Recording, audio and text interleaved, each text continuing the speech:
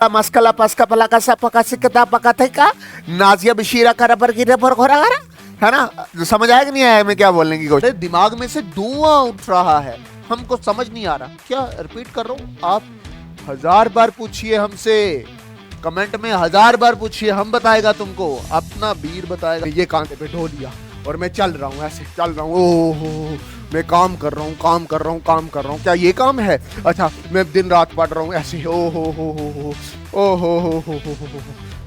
हो दिन पूरी पढ़ रहा है सर। ये देखो मैंने पहला पेज पढ़ा, पढ़ रहा हूँ, मैं बहुत ज्यादा काम कर रहा हूँ। ओहो, ट्रांसफर ऑफ एनर्जी, मैंने एनर्जी किसी को दिया या किसी ने हमसे एनर्जी लिया, तभी हम क्या होगा, वर्क डन होगा। और वर्क डन कैलकुलेट में बोलता हूँ, ये मौलवी M1 था, ये मौलवी M2 के साथ जाके टक्कर खाई, ये U1 से दौड़ रहा था, ये U2 से दौड़ रहा था, ये बिफोर कोलिजन की सीन है। ये आंसर स्केलर होगा, वेक्टर नहीं होगा। अगर वेक्टर होगा उसको वेक्टर प्रोडक्ट पढ़ेंगे। हालांकि आपको ये याद आना चाहिए जब मैंने मोशन इन 2D करवाया। हाय एवरीवन, अस्सलाम वालेकुम व रहमतुल्लाहि व बरकातुहू, नमस्ते, सत श्री अकाल। के ऑल रुखसाना, फरजाना, बशीर, नजीर, वानी, शेख साहब, सरदीप सिंह, हरभजन सिंह, रोहल, करण, पीयूष, रवि, गुरजोत कौर एंड मेरे प्यारे बच्चे गुड्डू, और मैं कैसे भूल सकता हूं बशीर को। ईद मुबारक, ईद मुबारक, ईद मुबारक। ये हमारी आज ईद के दिन की सेकंड वीडियो है। सुबह वीडियो क्यों नहीं डाली सर आपने? हमने इसलिए नहीं डाली क्योंकि मुझे पता था कि आप सारे बच्चे बिजी होंगे ईद में, मम्मा पापा से ईदी लेने में, खाना खाने में, खाना पकाने में, बातें करने में, रिश्तेदारों से मिलने में, और जिस बेचारे का गर्लफ्रेंड बॉयफ्रेंड है उससे बात करने में। तो मैंने सोचा कि हम क्या करते हैं, आज थोड़ा लेट कर देते हैं, है ना बशीर साहब। इसकला मस्कला पस्का पला का सा पका सिकता पका थे का नाजिया बशीरा का रबर की रबर घोरा करा, है ना। समझ आया कि नहीं आया मैं क्या बोलने की कोशिश कर रहा हूं। अच्छा, इससे पहले हम 4 वन शॉट कंप्लीट कर चुके हैं, आज हमारा 5वां वन शॉट है। और ये किस पे रहने वाला है, वर्क एनर्जी पावर पे। अच्छा जी, कुड़ी कहती पहले जय गवार ले लो, फिर जिन मर्जी प्यार ले लो। इसी तरह से मैं आपको बोलेंगे कि पहले 4 चैप्टर पढ़ लो, फिर 5वां पढ़ने आ जाना, इसका ना सबरा। ओके जी, समझ आ रहा है कि नहीं आया? अच्छा, अभी मैं आपको क्या समझाने की कोशिश कर रहा हूं बशीर साहब, कि इस चैप्टर में आपको किस तरह से लेके चलना। मैं बोल रहा हूं इस चैप्टर के 3 भाग करूंगा, और उन 3 भागों को मैं अभी अच्छे से आपको समझाने की कोशिश कर रहा। 3 हिस्से हैं, आराम से सुनना। इस चैप्टर में हम 3 हिस्से डिस्कस करेंगे। क्या डिस्कस करेंगे? पहला मैं आपको डिस्कस करवाऊंगा वर्क, ठीक है, फिर आएगा एनर्जी, ठीक, और एनर्जी के साथ थोड़ी बहुत ही पावर हम बात कर लेंगे, किसकी, पावर की। और तीसरी चीज हम क्या शुरू करेंगे, दैट इज कोलिजन। बात समझ आई कि नहीं आई? तो मैं क्या बोल रहा हूं, बिल्कुल आसान सा चैप्टर है। पहले वर्क डिस्कस होगा, फिर एनर्जी डिस्कस होगी, और फिर हम क्या डिस्कस करेंगे, कोलिजन को अच्छे से डिस्कस करेंगे। अच्छा चलो जी, अच्छा सुनो, वर्क से पहले आपको क्या सीखना है, दैट इज डॉट प्रोडक्ट और अ स्केलर प्रोडक्ट। क्यों सीखना है मास्टर? सीखना इसलिए है क्योंकि ये हर जगह आ जाता, इस चैप्टर में हर जगह आ जाता है। तो प्रॉब्लम नहीं लेनी है, बिल्कुल आराम से मैं जो करवा रहा हूं वही दिमाग में रखो। कैसे? इधर देखो, क्या है, स्केलर प्रोडक्ट और अ डॉट प्रोडक्ट। देखो, the dot product of 2 vector, dot product of 2 vector is the multiplication of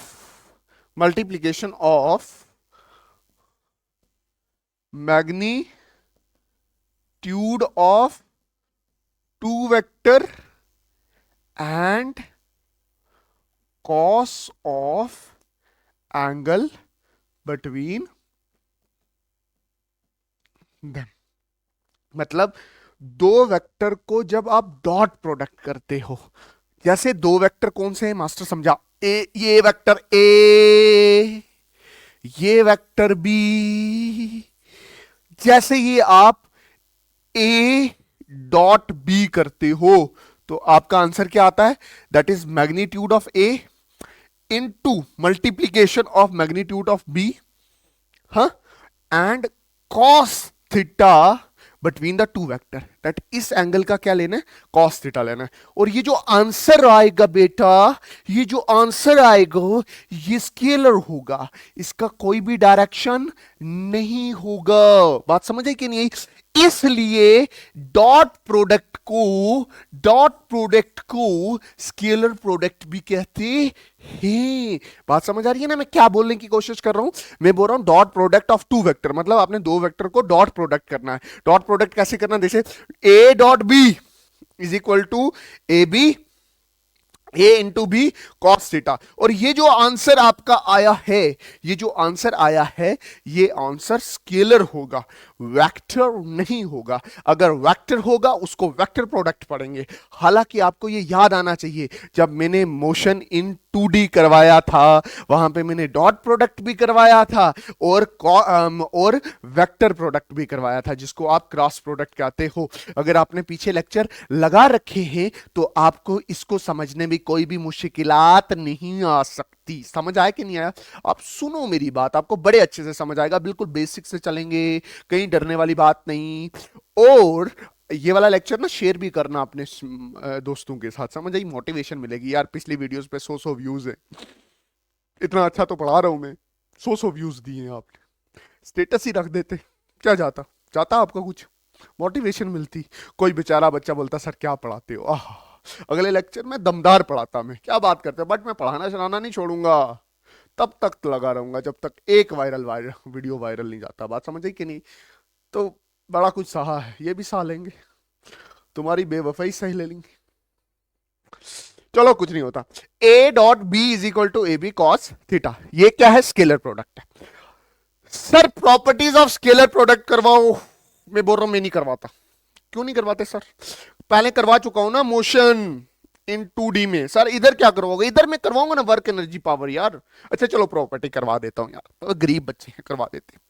properties, पहली प्रॉपर्टी लिख देना कि it is the scalar product, it is the scalar product, कि ये स्केलर प्रोडक्ट है, ये वेक्टर प्रोडक्ट, ये स्केलर है।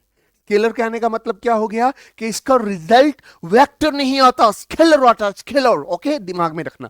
अच्छा दूसरा, it follow the distributive property, ये डिस्ट्रीब्यूटिव प्रॉपर्टी को फॉलो करता है। कैसे फॉलो करता है? ये a dot b plus c vector, आपने ए को ए डॉट बी लिखते हो ना, क्योंकि आपने ये ए को बी से मल्टीप्लाई करना है, प्लस फिर ए को सी के साथ मल्टीप्लाई करना है। कैसे? ए डॉट सी, समझ आ गया नहीं? इसको बोलते हैं प्रॉपर्टी ऑफ डिस्ट्रीब्यूशन। अच्छा ये एक और प्रॉपर्टी को फॉलो करता है, it follows the commutative property. Commutative property का मतलब क्या होता है कि ए डॉट करने पे, ए डॉट बी करने पे जो आंसर आएगा वही आंसर बी डॉट ए करने पे भी आएगा। छोटा मोटा है, इतना मुश्किल नहीं है। ये तीन प्रॉपर्टीज कर लेना। अगर आपको ज्यादा ही है जी, ज्यादा प्रॉपर्टी करेंगे तो आप ये वाली प्रॉपर्टी याद रखो, चौथी प्रॉपर्टी के a dot a vector dot b vector क्या होता है, ए बी कॉस थीटा। तो हमें जरा ये बता दो थीटा इज इक्वल टू 0 पे क्या वैल्यू आएगी? तो हम लिखेंगे a b cos 0, a b cos 0 की वैल्यू होती है 1, तो ये कितना आ गया, ए बी वैल्यू आएगी। बात समझ आई कि नहीं आई? अच्छा चौथी प्रॉपर्टी क्या करी कि थीटा 0 रखने पे डॉट प्रोडक्ट क्या आता है। फिर वैसे ही बता दो जी, थीटा 90 डिग्री रखने पे क्या हो जाएगी, थीटा 90 डिग्री रखने पे क्या आ जाएगा, दैट इज जब दो वेक्टर क्या होंगे, परपेंडिकुलर होंगे। यहां पे दो वेक्टर क्या थे, यहां पे जो दो वेक्टर थे वो एक ही डायरेक्शन में थे, जिस डायरेक्शन में वेक्टर ए था उसी डायरेक्शन में वेक्टर बी भी था। चलो आगे चलते हैं। परपेंडिकुलर डायरेक्शन में ए डॉट बी, ठीक है, ये 90 डिग्री का थीटा है, तो a b, a dot b is equal to a b cos 90 degree, cos 90 degree की वैल्यू क्या हो जाती है, दैट इज 0। तो ए बी की वैल्यू क्या हो जाएगी, ए डॉट बी की वैल्यू क्या हो जाएगी, 0। मतलब अगर कोई भी दो वेक्टर परपेंडिकुलर हो तो उनका डॉट प्रोडक्ट क्या होता है, 0 होता है। पैरेलल हो तो उसका डॉट प्रोडक्ट क्या होता है, दैट इज उसकी मैक्सिमम वैल्यू होती है ए को बी के साथ डायरेक्ट मल्टीप्लाई कर देना।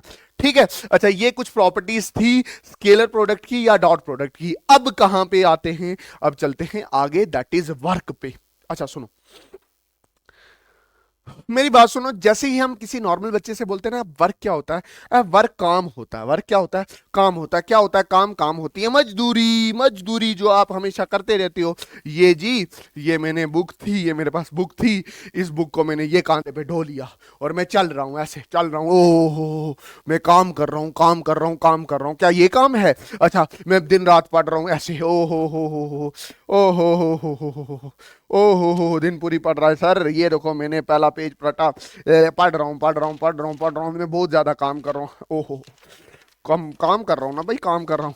ये पता नहीं बीच मोबाइल तरियाना, ये देखो मोबाइल तरियाना बीच बीच मैसेज भी आ गया, घर वाले जैसे देख रही, ओहो ये मैसेज आ गया जी, इंस्टाग्राम पे मैसेज आ गया। उधर से मैसेज क्या है, मेरी जानू I love you so much. इधर से बड़ा सा दिल बन के जा रहा है, पैराग्राफ जा रहे हैं, जानू शानू। ये हमारी हो रहा है, काम हो रहा है। क्या हकीकत में यही काम होता है? हकीकत में ये काम नहीं होता है। फिजिक्स का काम बिल्कुल अलग होता है। किसके, जो जो सोसाइटी का काम होता है। फिजिक्स में काम क्या है, work is done when there is transfer of energy, when there is a transfer of energy. मैं ऐसे बोल रहा हूं, मैं पहले वर्क की डेफिनेशन, अच्छी वाली डेफिनेशन लिखा रहा हूं। Work is done when you transfer the energy. जब आप एनर्जी को ट्रांसफर करोगे तब आप क्या बोलोगे, काम हो गया है। जैसे फॉर एग्जांपल यहां पे ब्लॉक था, मैंने ये एनर्जी ट्रांसफर की, मतलब मैंने ये धक्का लगाया। जब मैंने धक्का लगाया तो मेरी एनर्जी उसमें चलेगी। जब आप एनर्जी का लेन देन करो, मतलब या तो उससे एनर्जी अपने आप में ले लो या अपनी एनर्जी उसको दे दो, तो इसको क्या बोलते हैं, वर्क बोलते हैं। कैलकुलेट करने के लिए क्या करना पड़ता है, कैलकुलेट करने के लिए आप ऐसे लिखोगे, work done is the product of force and displacement.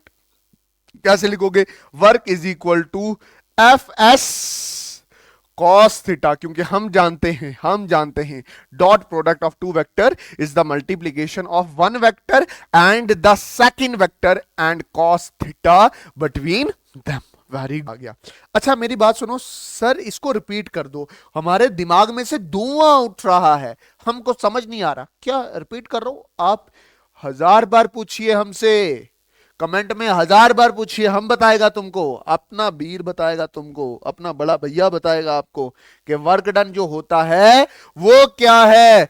Work is done when there is transfer of energy. मैंने एनर्जी किसी को दिया या किसी ने हमसे एनर्जी लिया, तभी हम क्या होगा, वर्क डन होगा। और वर्क डन कैलकुलेट से करते हैं f dot s, dot product of force and displacement give us the work.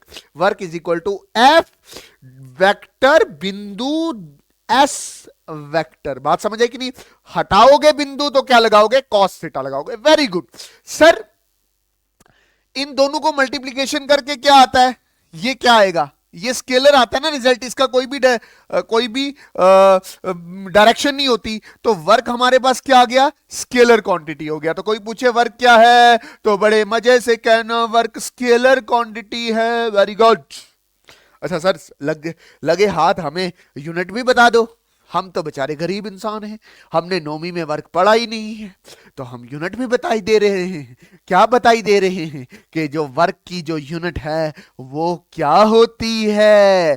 Work की जो यूनिट होती है वो कैसे लिखना है, जैसे मंत्रम work done is equal to F S cos theta. Cos theta की कोई यूनिट नहीं होती, ये आपने 10th की ट्रिग्नोमेट्री में भी पढ़ा है। Work done is equal to force की यूनिट होती है न्यूटन, डिस्प्लेसमेंट की होती है मीटर, तो न्यूटन मीटर ऐसा ही यूनिट है वर्क की जिसको आप जूल भी लिखते हो। सर जूल का मतलब क्या है? जूल साइंटिस्ट का नाम है जिसने वर्क के बारे में काफी सारी चीजें बता रखी हैं। सर हमें इसी लेक्चर में जूल के बारे में भी बता दीजिए। हम नहीं बताएगा, 1 घंटे का लेक्चर है, पूरा लेक्चर जो बोर्ड में आएगा वो कंप्लीट करवाना मेरे लिए पहले इंपॉर्टेंट है, फिर बाद में हम ये सारी चीजें करेंगे फुल लेक्चर में। अच्छा सर सीजीएस यूनिट क्या होती है? सीजीएस यूनिट क्या होती है? सीजीएस यूनिट होती है अर्ज। और ये याद रखना सीजीएस यूनिट इसकी क्या है? अर्ज। और ये याद रखना कि ये 1 जूल है वो 10⁻⁷ अर्ज के बराबर होता है। सर लगे हाथ डायमेंशंस के बारे में भी बता दो। हम बताएगा, टेंशन काहे करना, हम बताएगा, हम इधर है। डायमेंशन वर्क की कैसे होगी? देखो work done is equal to force into displacement cos theta.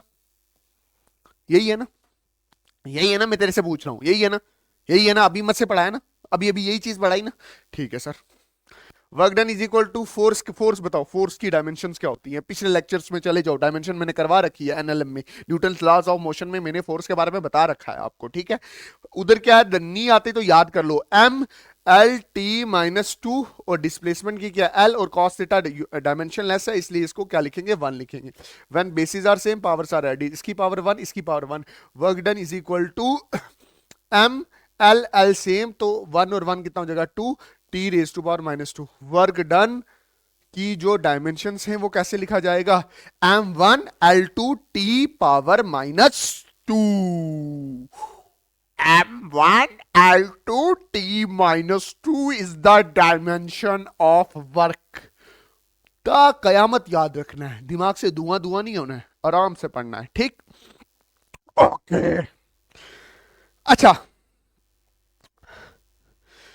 Work 2 तरह का होता है, एक work done by constant force, एक work done by variable force. ठीक है, वो चीजें मैं डिस्कस कर रहा हूं। देखो ये वर्क है ना, ये वर्क है। वर्क 2 तरह का हो सकता है। क्या? Work done by constant force, और दूसरा क्या हो सकता है?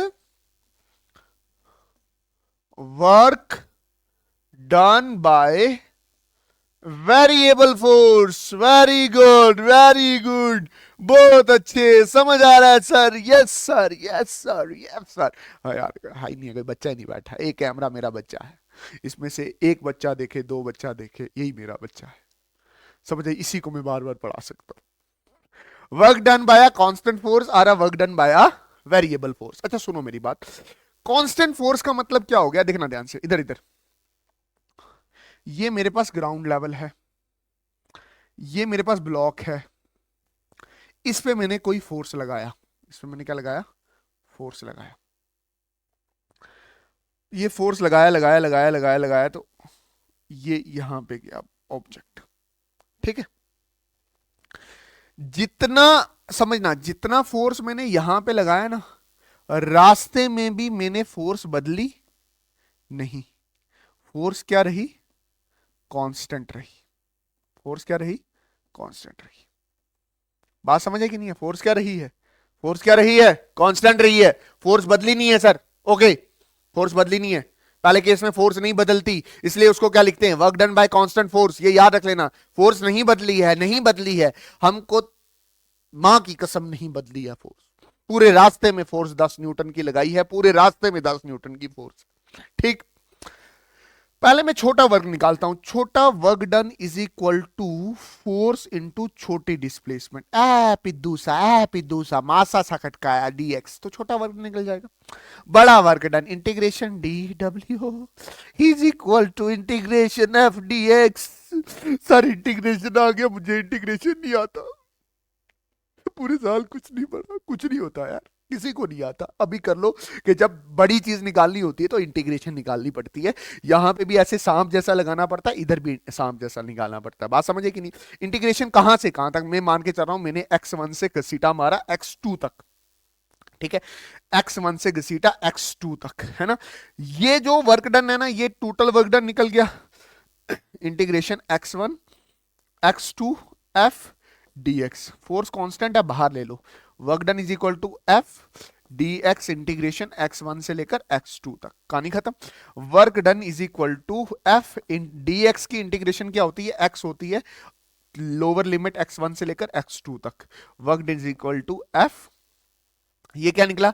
That is upper limit x2 minus x1, और यहां पे क्या आ जाएगा? Work done is equal to change in displacement. अब मेरी बात ध्यान से समझो, क्या चीज समझानी है sir?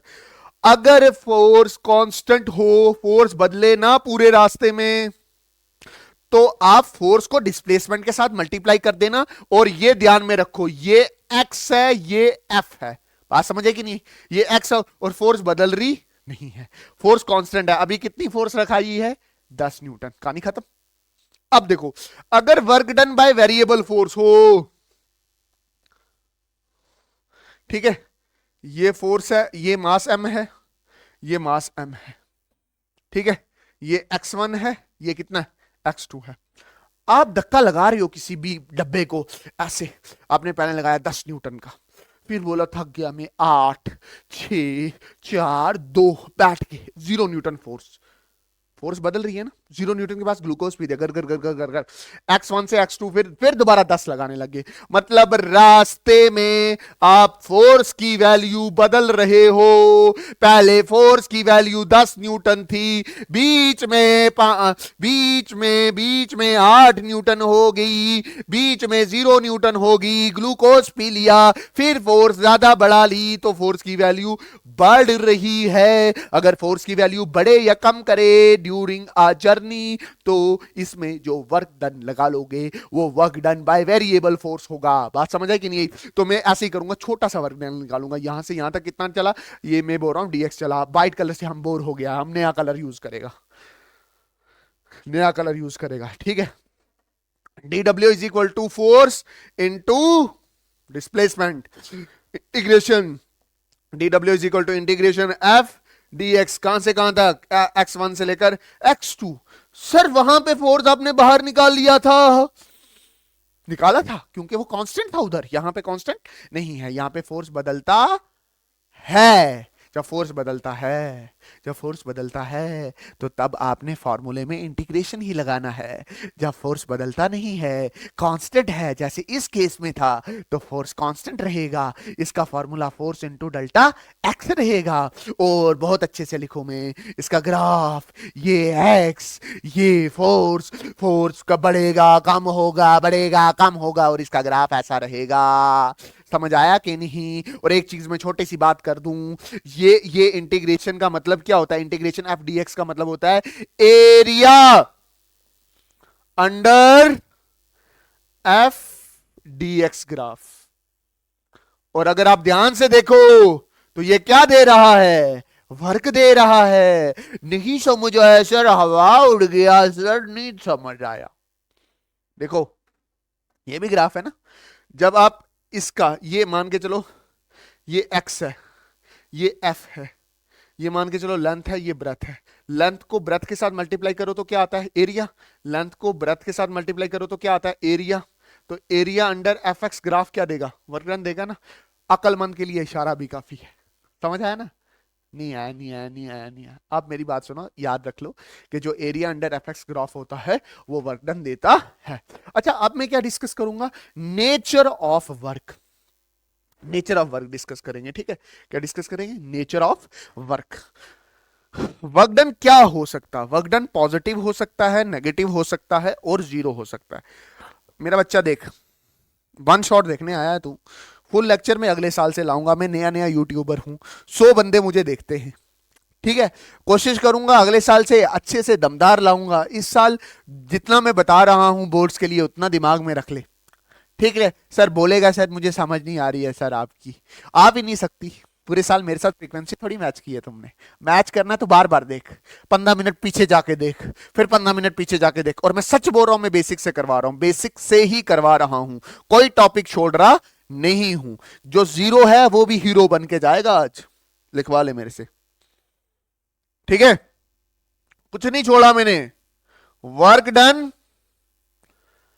Can be positive, negative or zero. कि वर्क डन जीरो भी हो सकता है, नेगेटिव भी हो सकता है, पॉजिटिव भी हो सकता है, पॉजिटिव भी हो सकता है, नेगेटिव भी हो सकता है, जीरो भी हो सकता है। वर्क डन पॉजिटिव भी हो सकता है, नेगेटिव भी हो सकता है, जीरो भी हो सकता है। सॉरी, ये कैसे पढ़ा रहे? पढ़ा रहा भाई, अपना स्टाइल है, अपना यूट्यूब चैनल है, अपना कैमरा, अपना मौका है, ऐसे ही पढ़ाएंगे। वर्क डन पॉजिटिव भी हो सकता है, नेगेटिव भी हो सकता है और जीरो भी हो सकता है। सर समझाओ हमें, मैं समझाता हूं आपको। मैं बोल रहा हूं एक गाड़ी है जिसमें 3 सवार हैं। एक गाड़ी है जिसमें 3 सवार हैं। कितने सवार हैं? एक गाड़ी पे कितने सवार हैं? कितने आदमी थे? कितने आदमी थे? 3 आदमी थे। एक गाड़ी है जिसमें 3 लोग सवार हैं, ठीक। कौन कौन है? 2 ड्राइवर हैं, एक समझदार ड्राइवर, दूसरा बेकार ड्राइवर, तीसरा कंडक्टर है। सर एक गाड़ी को 2 ड्राइवर कैसे चला सकते? चला सकते भाई, दुनिया है, कुछ भी हो सकता है, चला सकते, चला सकते। एक गाड़ी में कितने लोग? 3 लोग। 2 ड्राइवर, एक कंडक्टर, एक समझदार ड्राइवर, एक बेकार ड्राइवर, एक कंडक्टर। वेरी गुड, बहुत अच्छे सर, समझ गए। अभी मान लो कि इस गाड़ी को 2 ड्राइवर चला रहे, चला रहा समझदार ही है, बेकार ऐसे मजे लेने के लिए, ठीक है, समझ रहे हो? अच्छा सुनो मेरी बात। अब गाड़ी खराब होगी, अब गाड़ी खराब हुई तो सर्विस स्टेशन कहीं इधर था, सर्विस स्टेशन यहां था। जो समझदार था ना, वो यहां से उतरा, यहां से उतरा और यहां पे आ गया। समझदार था तो इसने फोर्स कहां लगाई? इधर लगाई। समझदार फोर्स यहां लगाई, इसकी वजह से हमारी गाड़ी चल पड़ी, इसकी वजह से हमारी गाड़ी चल पड़ी। बड़ा स्ट्रांग भी था, चली कितनी? एक्स चली। बड़ा समझदार भी था, समझ रहे हो ना, समझदार भी था, गाड़ी आगे भी चलेगी, ताकतवर भी था, समझ आया ना? अब मेरे से पूछा किसी ने कि वर्क डन बाय समझदार ड्राइवर क्या होगा? वर्क डन बाय समझदार ड्राइवर क्या होगा? तो मैंने बड़े मजे से लिखा। क्या लिखा? मैंने ये लिखा कि जो वर्क डन होता है वो force into x cos theta होता है। अब ध्यान से देखो तो समझदार की फोर्स कहां है? इस तरफ है ना? और डिस्प्लेसमेंट भी कहां? इस तरफ। एक्स और एफ एस में कितना एंगल है? थीटा इज इक्वल टू 0 है।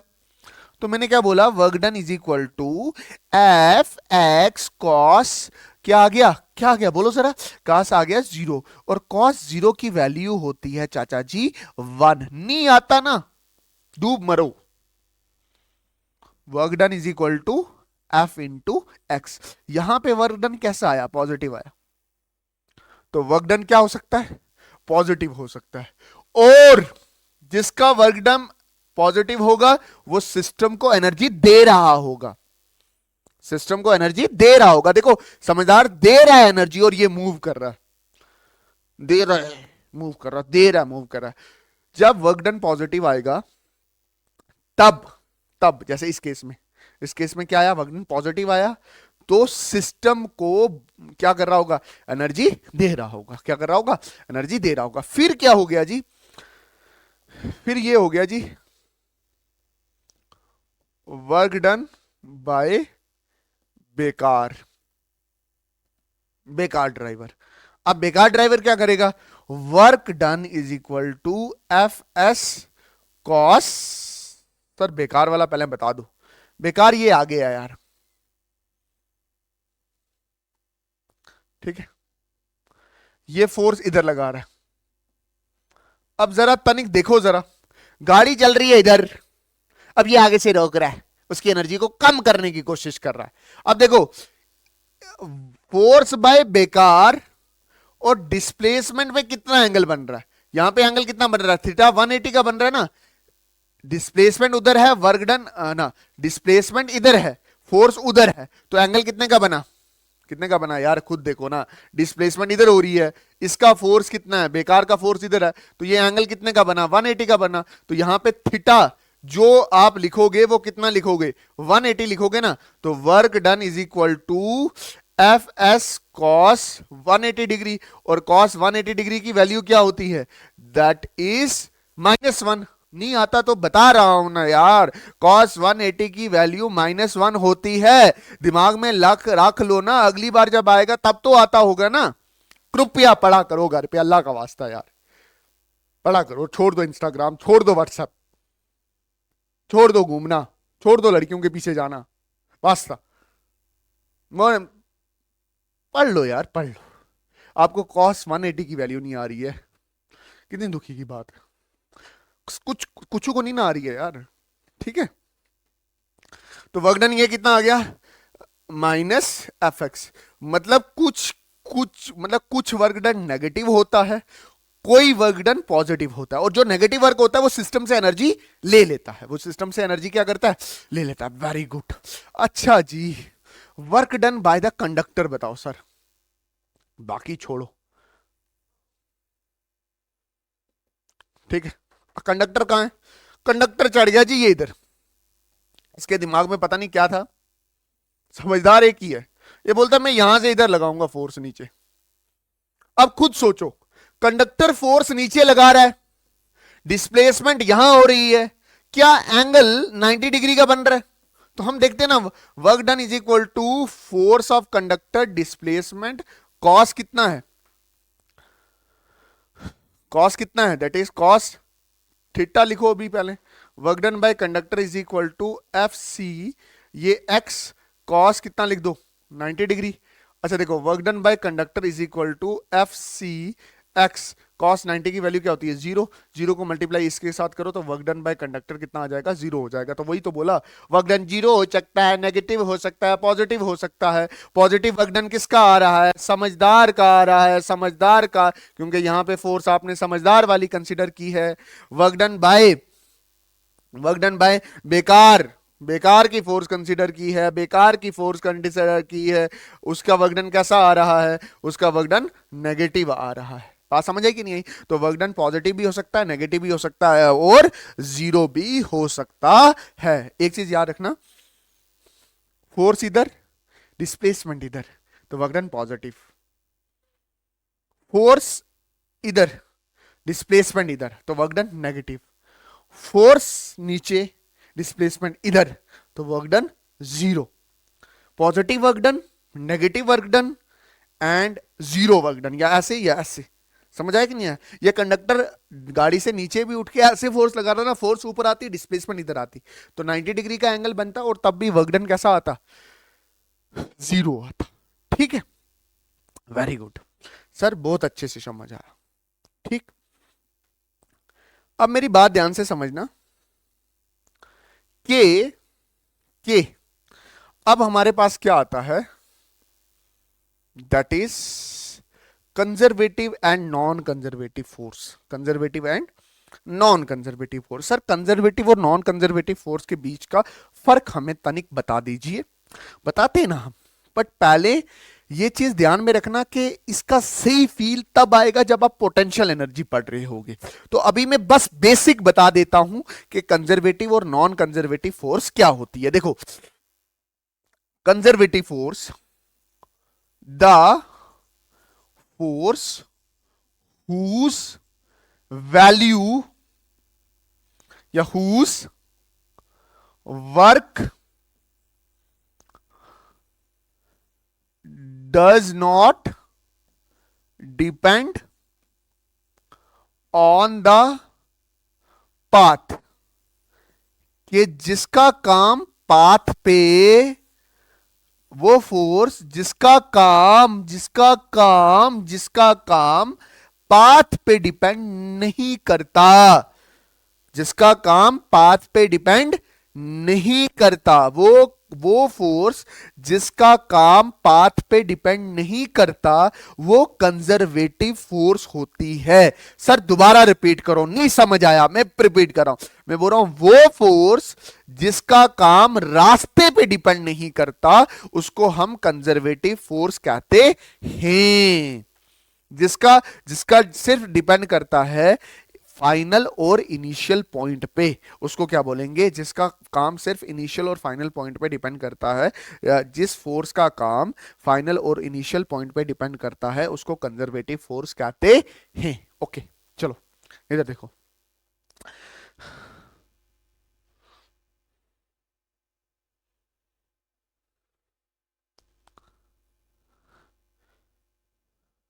ये मेरी शाजिया है।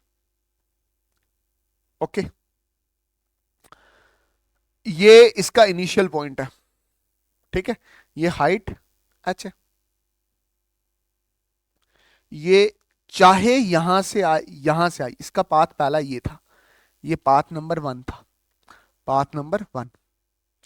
फाइनल पॉइंट कहां पे है इसका? ये फाइनल पॉइंट आ गया शाजिया का। तो अगर मैं पाथ 1 की बात करूं तो मैं वर्क डन कैसे लिखूंगा? Work done is equal to force into displacement, है ना। फोर्स क्या लगी इधर? इधर वेट ही लगा ना, mg, और डिस्प्लेसमेंट क्या है? h ही है ना। समझ आई?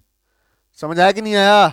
अच्छा, अगर ये रास्ता एक था, अगर दूसरा रास्ता होता, दूसरा रास्ता मतलब ये वाला रास्ता होता, यही रास्ता होता, मतलब पार्ट 2 होता, ठीक है। पार्ट 2 के लिए मैं वर्क लिखता तो work done is equal to force into displacement. तो तब भी डिस्प्लेसमेंट क्या है? फोर्स क्या लग रही है? mg, और डिस्प्लेसमेंट क्या है? h। तो क्या इसका काम पार्ट 1 पे डिपेंड किया? ना।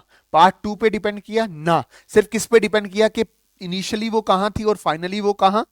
मतलब अगर शाजिया जी यहां से ऐसे भी घूम के इधर वाली पॉइंट पे आएंगी, पाथ 3 भी घूम के आएंगी, तो तब भी इसका वर्क डन पाथ 3 के लिए भी वर्क डन क्या निकलेगा? दैट इज mgh ही निकलेगा। तो मतलब वो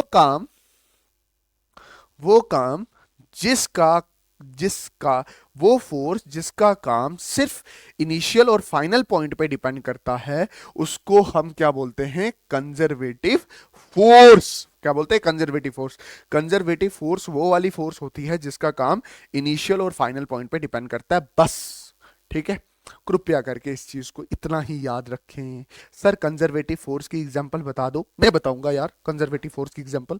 क्या बात करते हो यार, कैसी बात कर दी तुमने, कैसी बात कर दी? मैं नहीं बताऊंगा। देखो, इसमें ग्रेविटेशनल फोर्स याद रखो, ग्रेविटेशनल फोर्स याद रखो, और बात करेंगे कंजर्वेटिव फोर्स में। इसमें इलेक्ट्रोस्टैटिक फोर्स याद रखो, ठीक है, और बात करेंगे। ठीक है, gravitational and electrostatic force are the example of conservative force. अच्छा, नॉन कंजर्वेटिव फोर्स क्या होगी?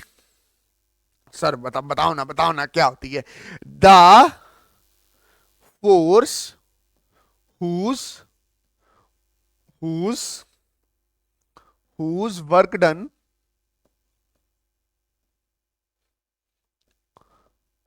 Does depend upon the path. जो पाथ पे डिपेंड करे। देखो, ये पाथ बिल्कुल स्मूथ है ना। तो यहां पे फ्रिक्शन क्या होगा? मतलब ये म्यू की वैल्यू कम होगी, लो होगी, एल इंटू नॉर्मल, ये एम है ना। फ्रिक्शन इसकी कहां लगेगी? पीछे की तरफ लगेगा ना। और ये डिस्प्लेसमेंट यहां से कितना हुआ? एक्स हुआ, और ये कहां पहुंच गया? यहां पे पहुंच गया। ठीक है, तो यहां पे अगर फ्रिक्शन का वर्क डन होगा तो क्या होगा? Friction is work done by the frictional force is equal to frictional force into displacement x.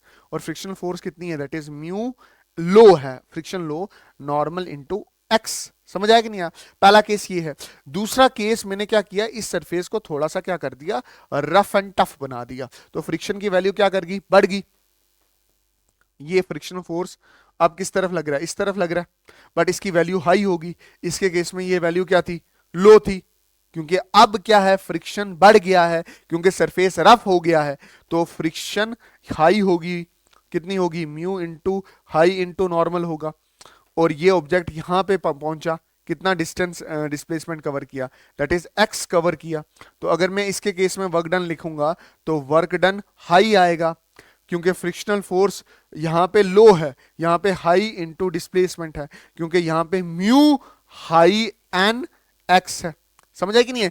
तो कंजर्वेटिव फोर्स क्या है, कंजर्वेटिव फोर्स वो वाली फोर्स है जिसका काम किस पे डिपेंड करता है, जिसका काम पाथ पे डिपेंड करता है। देखो जैसे ये वाला पाथ स्मूथ था, जिसमें फ्रिक्शन की वैल्यू कम थी, फ्रिक्शन की वैल्यू कम थी, और फ्रिक्शन फोर्स की वैल्यू कम आई, जिसकी वजह से जो वर्क डन निकाल रही हो फ्रिक्शनल फोर्स की वजह से वो भी कम आया। बट जब जब आपने उतने ही डिस्प्लेसमेंट के लिए, देखो सेम पाथ के लिए फ्रिक्शन की वैल्यू बढ़ाई, वर्क डन की वैल्यू भी क्या कर गई, बढ़ गई है। तो मैं अच्छे से बोलूं का नॉन कंजर्वेटिव फोर्स कौन सा हो गया, वो फोर्स जिसका काम पाथ पे डिपेंड करता है। अगर पाथ रफ होगा तो वर्क डन ज्यादा, वर्क डन की वैल्यू ज्यादा आएगी, क्योंकि रफ है फ्रिक्शन की वैल्यू बढ़ जाती है। तो फ्रिक्शन जब वर्क के फॉर्मूले में डालोगे तो वो भी तो कैलकुलेट होगा ना। समझा कि नहीं है? आप मेरे पॉइंट को नहीं पकड़ रहे हो। नॉन कंजर्वेटिव फोर्स क्या हो गया, नॉन कंजर्वेटिव फोर्स क्या हो गया, वो फोर्स जिसका काम पाथ पे डिपेंड करता है। अगर पाथ रफ है तो फ्रिक्शन की वैल्यू ज्यादा, तो work done is equal to force into displacement. तो वो फ्रिक्शन वाली जो वैल्यू है वो ज्यादा है, तो वर्क डन भी क्या आ जाएगा, ज्यादा। तो जब पाथ स्मूथ है जैसे पहले केस में था, तो फ्रिक्शन की वैल्यू कम है, तो work done is equal to frictional force कम है, तो वर्क डन वैल्यू की भी क्या होगी, कम होगी। जो आपको समझ नहीं आ रहा, प्लीज अल्लाह का वास्ता आप पीछे देखें, पीछे 5 मिनट ले जाएं और उसको अच्छे से समझे, और फिर नेक्स्ट टॉपिक पे जाएं। ऐसे नहीं दिमाग में से धुआं निकल रहा हो, वास्ता आपको, ठीक है? थोड़ा सा अब हमारे पास क्या टॉपिक रह गया, that is energy. What do you mean by energy, energy का क्या मतलब होता है? Energy is the capacity of doing work. Energy एक कैपेसिटी होती है जिसकी वजह से आप कोई भी काम कर सकते हो। अच्छा सुनो मेरी बात ध्यान से देखना, ए इधर इधर इधर इधर देखना, ये मेरे पास ब्लॉक था एम, है ना, इस पे आपने एक झटके से फोर्स लगाई, और इसका डिस्प्लेसमेंट कितना हो गया, एक्स। तो अगर वर्क डन निकालोगे तो एफ इंटू एक्स। मतलब जब कभी भी आप क्या करते हो, फोर्स लगाते हो, तो वो अचानक से आपकी एनर्जी उसमें ट्रांसफर होती है और वो क्या करता है, आगे चले जाता है। बात समझ आई कि नहीं? तो होता क्या है कि आपके पास जो एनर्जी है उसने काम किया है, उसने क्या किया है, उसकी डिस्प्लेसमेंट करवाई है। तो है क्या energy, energy is the capacity of doing work, वो चीज जिसकी वजह से आप काम कर सकते हो। उर्दू में इसको तवानाई कहते हैं, हिंदी में इसको ऊर्जा कहते हैं। अच्छा यूनिट क्या है, अभी आपने बोला इसकी वजह से काम कर सकते हैं, तो इसकी वही यूनिट होती है जो एनर्जी की, वर्क की यूनिट होती है। तो इसकी यूनिट, इसकी भी जो यूनिट है वो क्या है, जूल है। एसआई यूनिट इसकी जूल है, और एनर्जी अगर सीजीएस यूनिट करोगे तो अर्ग इसकी क्या है, सीजी एस यूनिट है। बात समझ है कि नहीं है? और इसकी वही डायमेंशन है जो वर्क की डायमेंशन है, जो वर्क के डायमेंशन होते हैं वही एनर्जी के डायमेंशन होते हैं, और वो किसके बराबर हैं, दैट इज ml2t-2। जिस तरह से मैंने आपको अभी बताया ना कि वर्क के जो डायमेंशंस होते हैं वही एनर्जी के डायमेंशंस भी होते हैं। ये आप अपने दिमाग में बिठा लो, समझ आई, विदाउट एनी वक्त वक्त वेस्ट किए। समझ आई कि नहीं आई? जो तुम सोच रहा था ना वो नहीं मैं बोलने वाला। अच्छा काइनेटिक एनर्जी क्या होगी, the energy by virtue of the motion is known as kinetic energy. Kinetic energy का मतलब क्या हो गया कि वो एनर्जी जिसकी वजह से कोई भी ऑब्जेक्ट मोशन में आता है उसको काइनेटिक एनर्जी कहते हैं।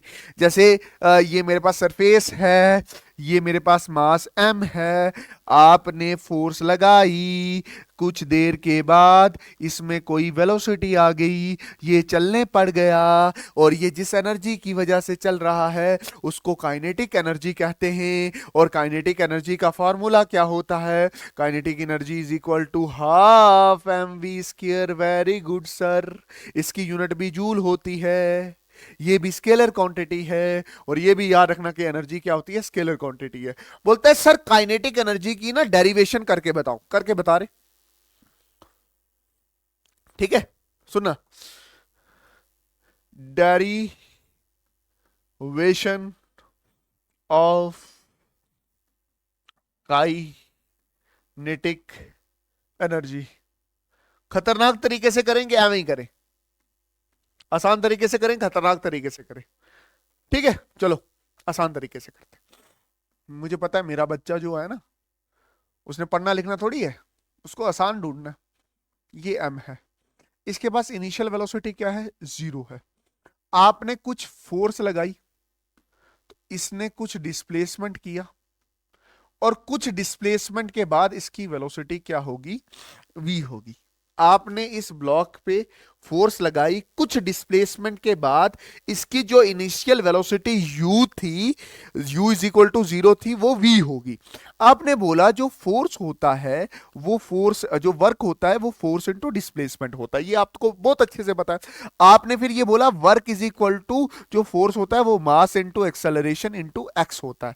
फिर आपके दिमाग में ये था कि हमारे पास तो एक्सेलरेशन की वैल्यू निकाल सकते हैं। कैसे निकाल सकते हैं? Third equation of motion. Third equation of motion क्या होती है? थर्ड इक्वेशन ऑफ मोशन होती है, अल्लाह तेरा भला करे, v is equal to u square plus 2ax। x क्या है? डिस्प्लेसमेंट है।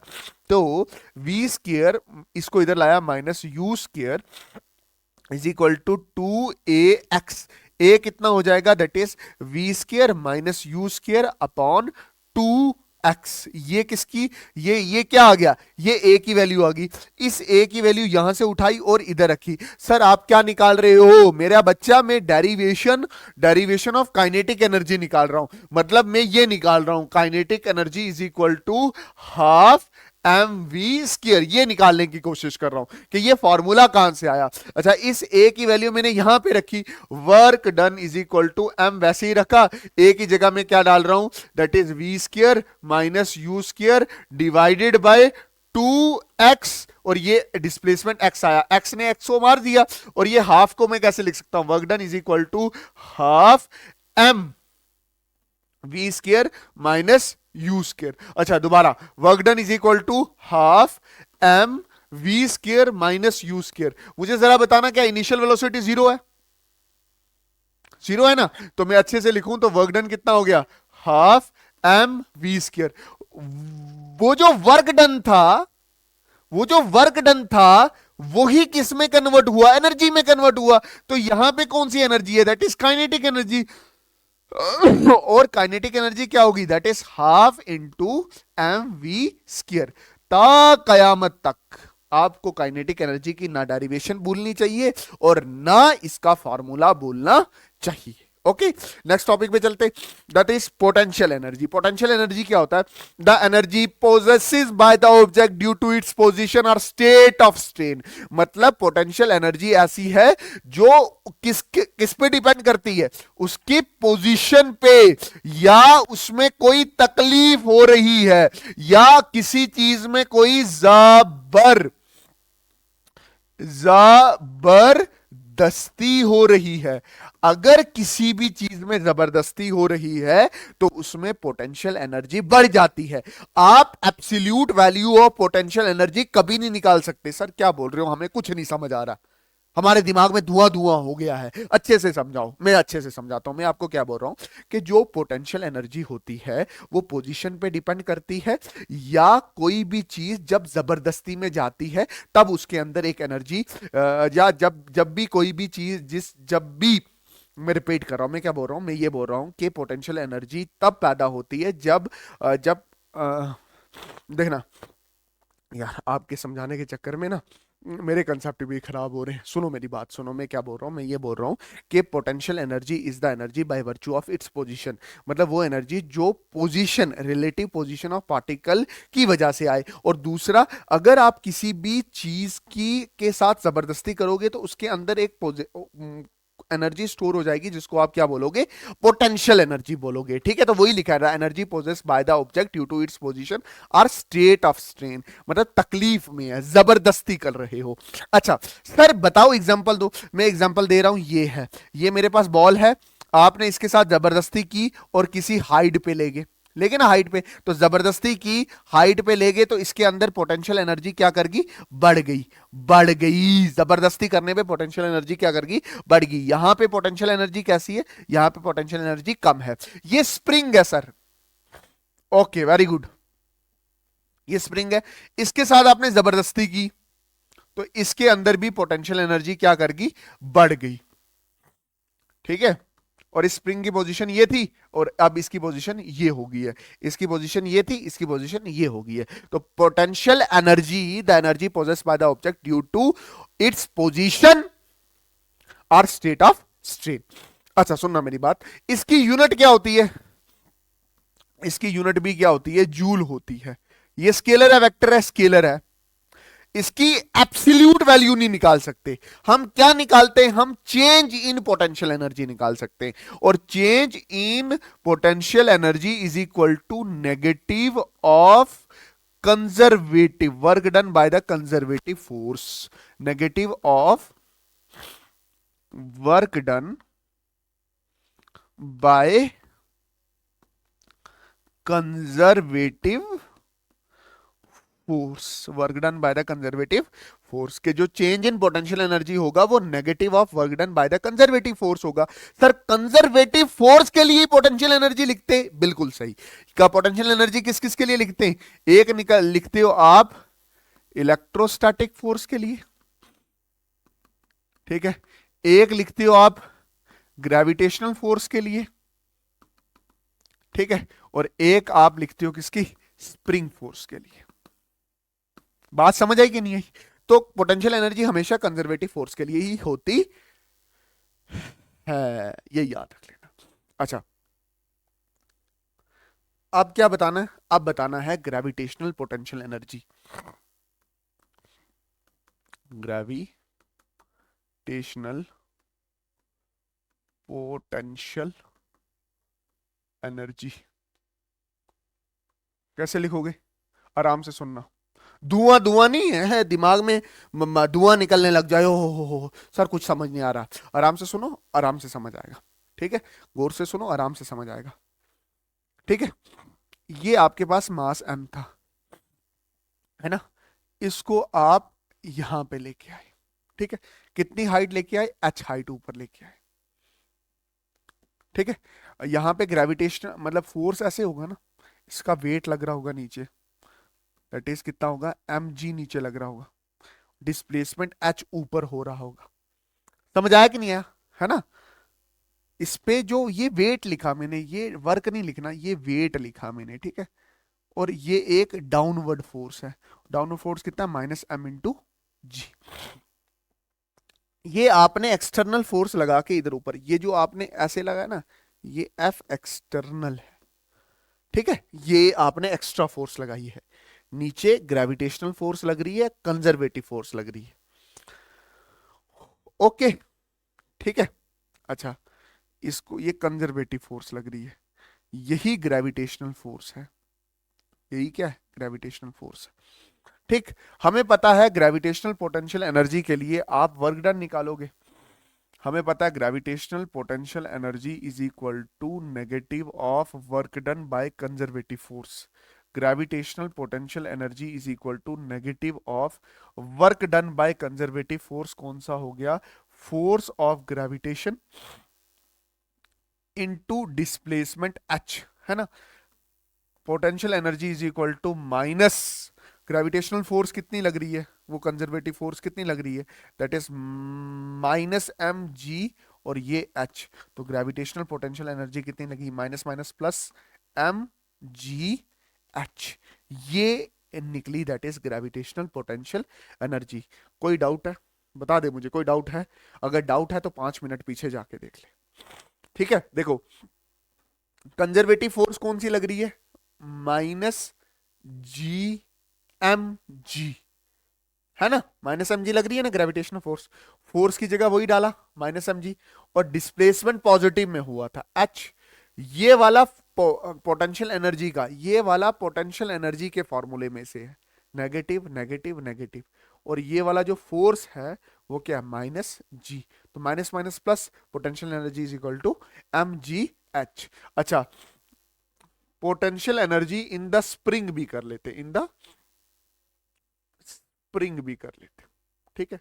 इधर देखना, मान के चलो ये मेरे पास ऐसी स्प्रिंग है, ठीक है, आपने इसके साथ जबरदस्ती की तो खींचा इसको, अपनी जगह से कितने आगे खींचा, एक्स आगे खींचा, तो इस पे स्प्रिंग फोर्स कितनी डेवलप्ड होगी, फोर्स ऑफ स्प्रिंग कितनी डेवलप्ड होगी, माइनस के एक्स, और डिस्प्लेसमेंट कितनी है, एक्स, है ना। और स्प्रिंग फोर्स कांस्टेंट फोर्स नहीं है, वो कौन सी फोर्स है, वेरिएबल फोर्स है। अच्छा ध्यान से देखो, तो अगर आप वर्क डन लिखो, मतलब अगर आप पोटेंशियल एनर्जी लिखो तो कैसे लिखोगे, that is negative of work done of conservative force, है ना।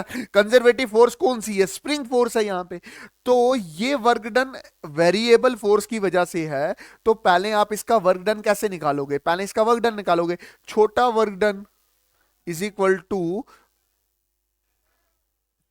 इधर इधर,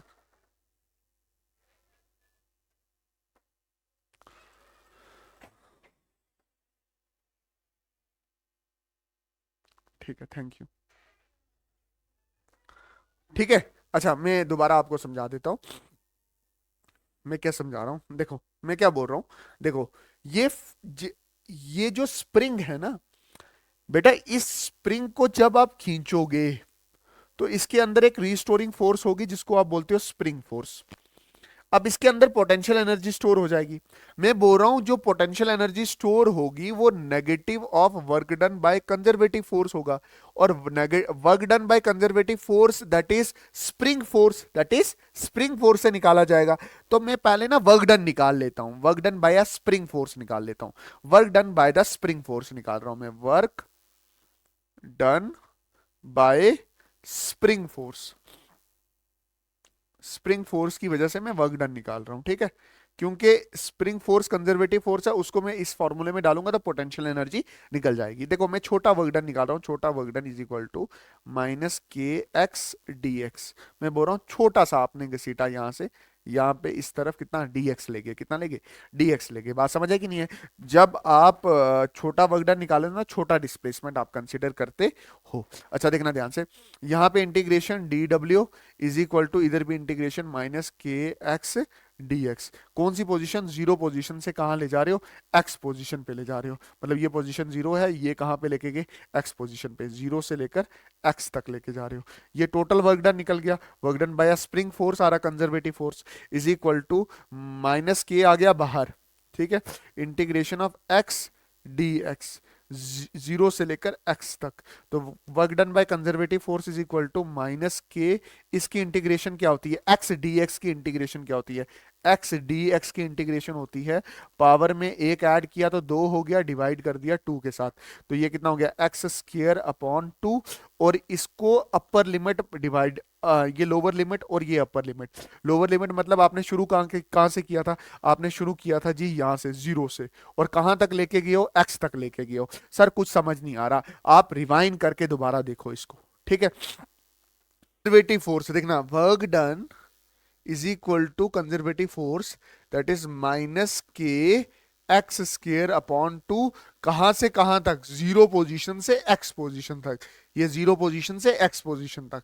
तो work done by the conservative force is equal to k, एक बार upper limit minus lower limit, upper limit क्या, that is x square upon two minus lower limit में आप 0 का स्केयर अपॉन 2 लिखोगे, तो work done by conservative force क्या आ जाएगी, that is minus k x square upon 2। ये work done by a spring force आएगी, क्या आएगी, work done by a spring force आएगी। ये work done by a spring force वही work done by a conservative force है, तो potential energy क्या हो जाएगी, potential energy is equal to negative of work done by conservative force. Potential energy is equal to negative of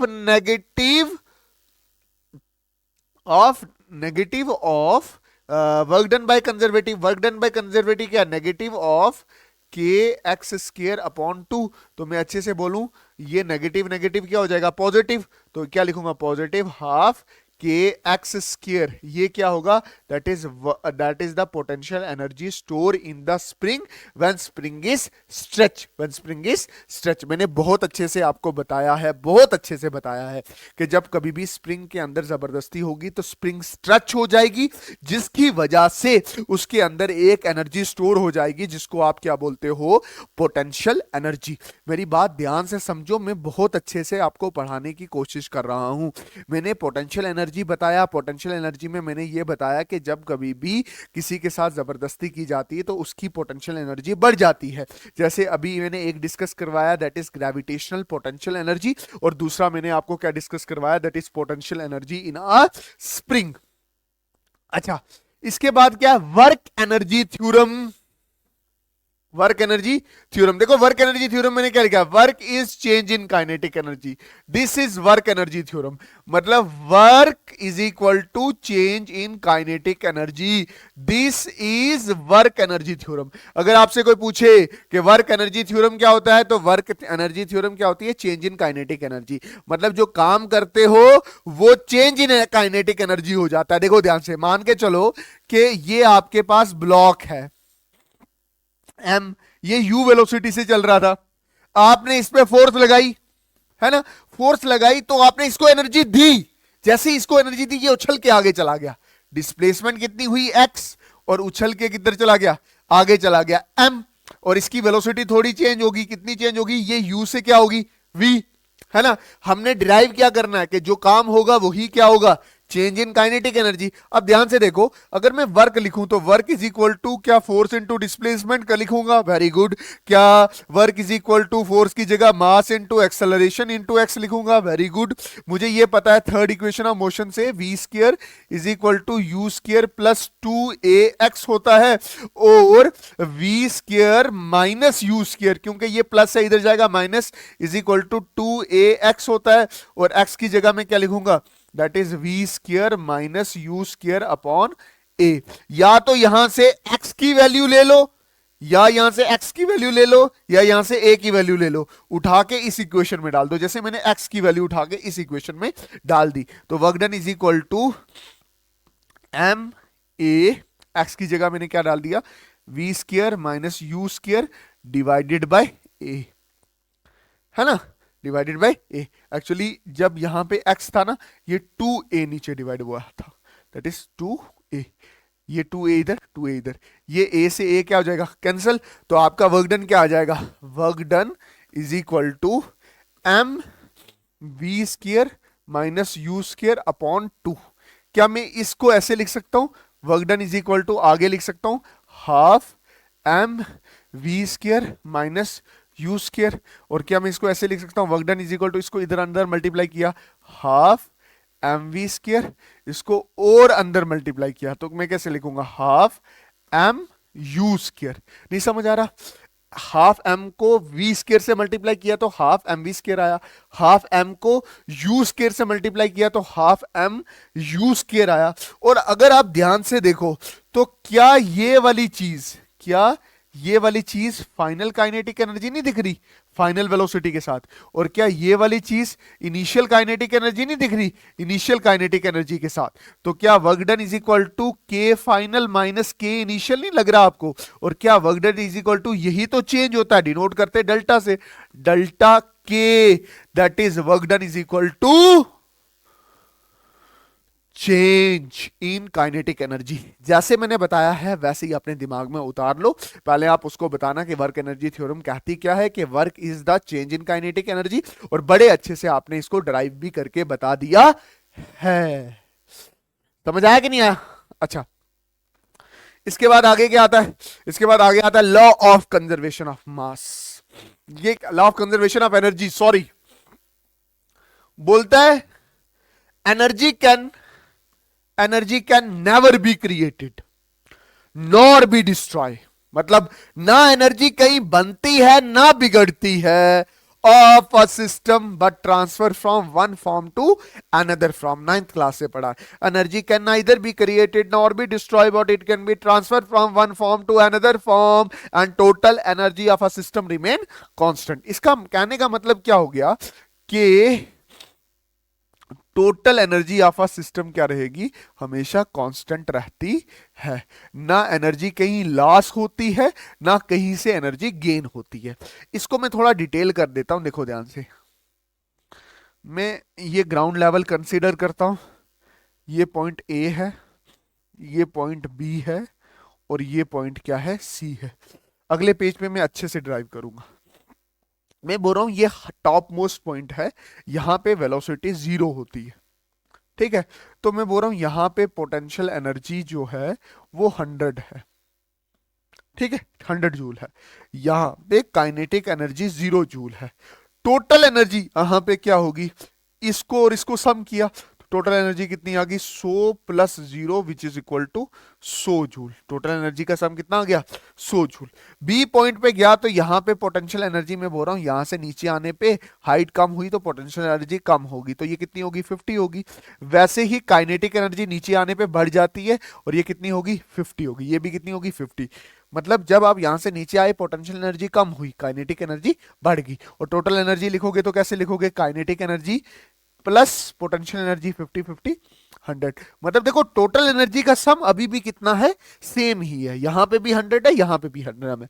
मतलब total energy जू के तू नहीं हुई है, जितनी पहले थी उतनी बाद में है, बट नीचे आने पे पोटेंशियल एनर्जी कम हो गई है और काइनेटिक एनर्जी बढ़ गई है। समझ आया? जब ग्राउंड लेवल पे आए तो हाइट 0 होगी तो पोटेंशियल एनर्जी क्या होगी? 0। और काइनेटिक एनर्जी पूरी किस में कन्वर्ट होगी? 100 डिग्री से 100 में। और टोटल एनर्जी कितनी हो जाएगी? Total energy is equal to potential energy कितनी है? 0। काइनेटिक एनर्जी कितनी है? 100। तो अभी भी टोटल एनर्जी कितनी है? 100 जूल। मतलब जब आप हाइट के साथ नीचे आते हो पोटेंशियल एनर्जी कम होती है, काइनेटिक एनर्जी बढ़ती है, बट टोटल एनर्जी क्या रहती है? कांस्टेंट रहती है। देखो आप हाइट के साथ, हाइट के ये एनर्जी है ना, ये हाइट है, समझना। ये हाइट के साथ जब आप ऊपर जाते हो हाइट बढ़ती है। हाइट बढ़ती है तो कौन सी एनर्जी कम होती है? काइनेटिक एनर्जी कम हो जाती है। हाइट बढ़ने से क्या कौन सी एनर्जी कम हो रही है? 100 से 50, 50 से 0 kinetic energy.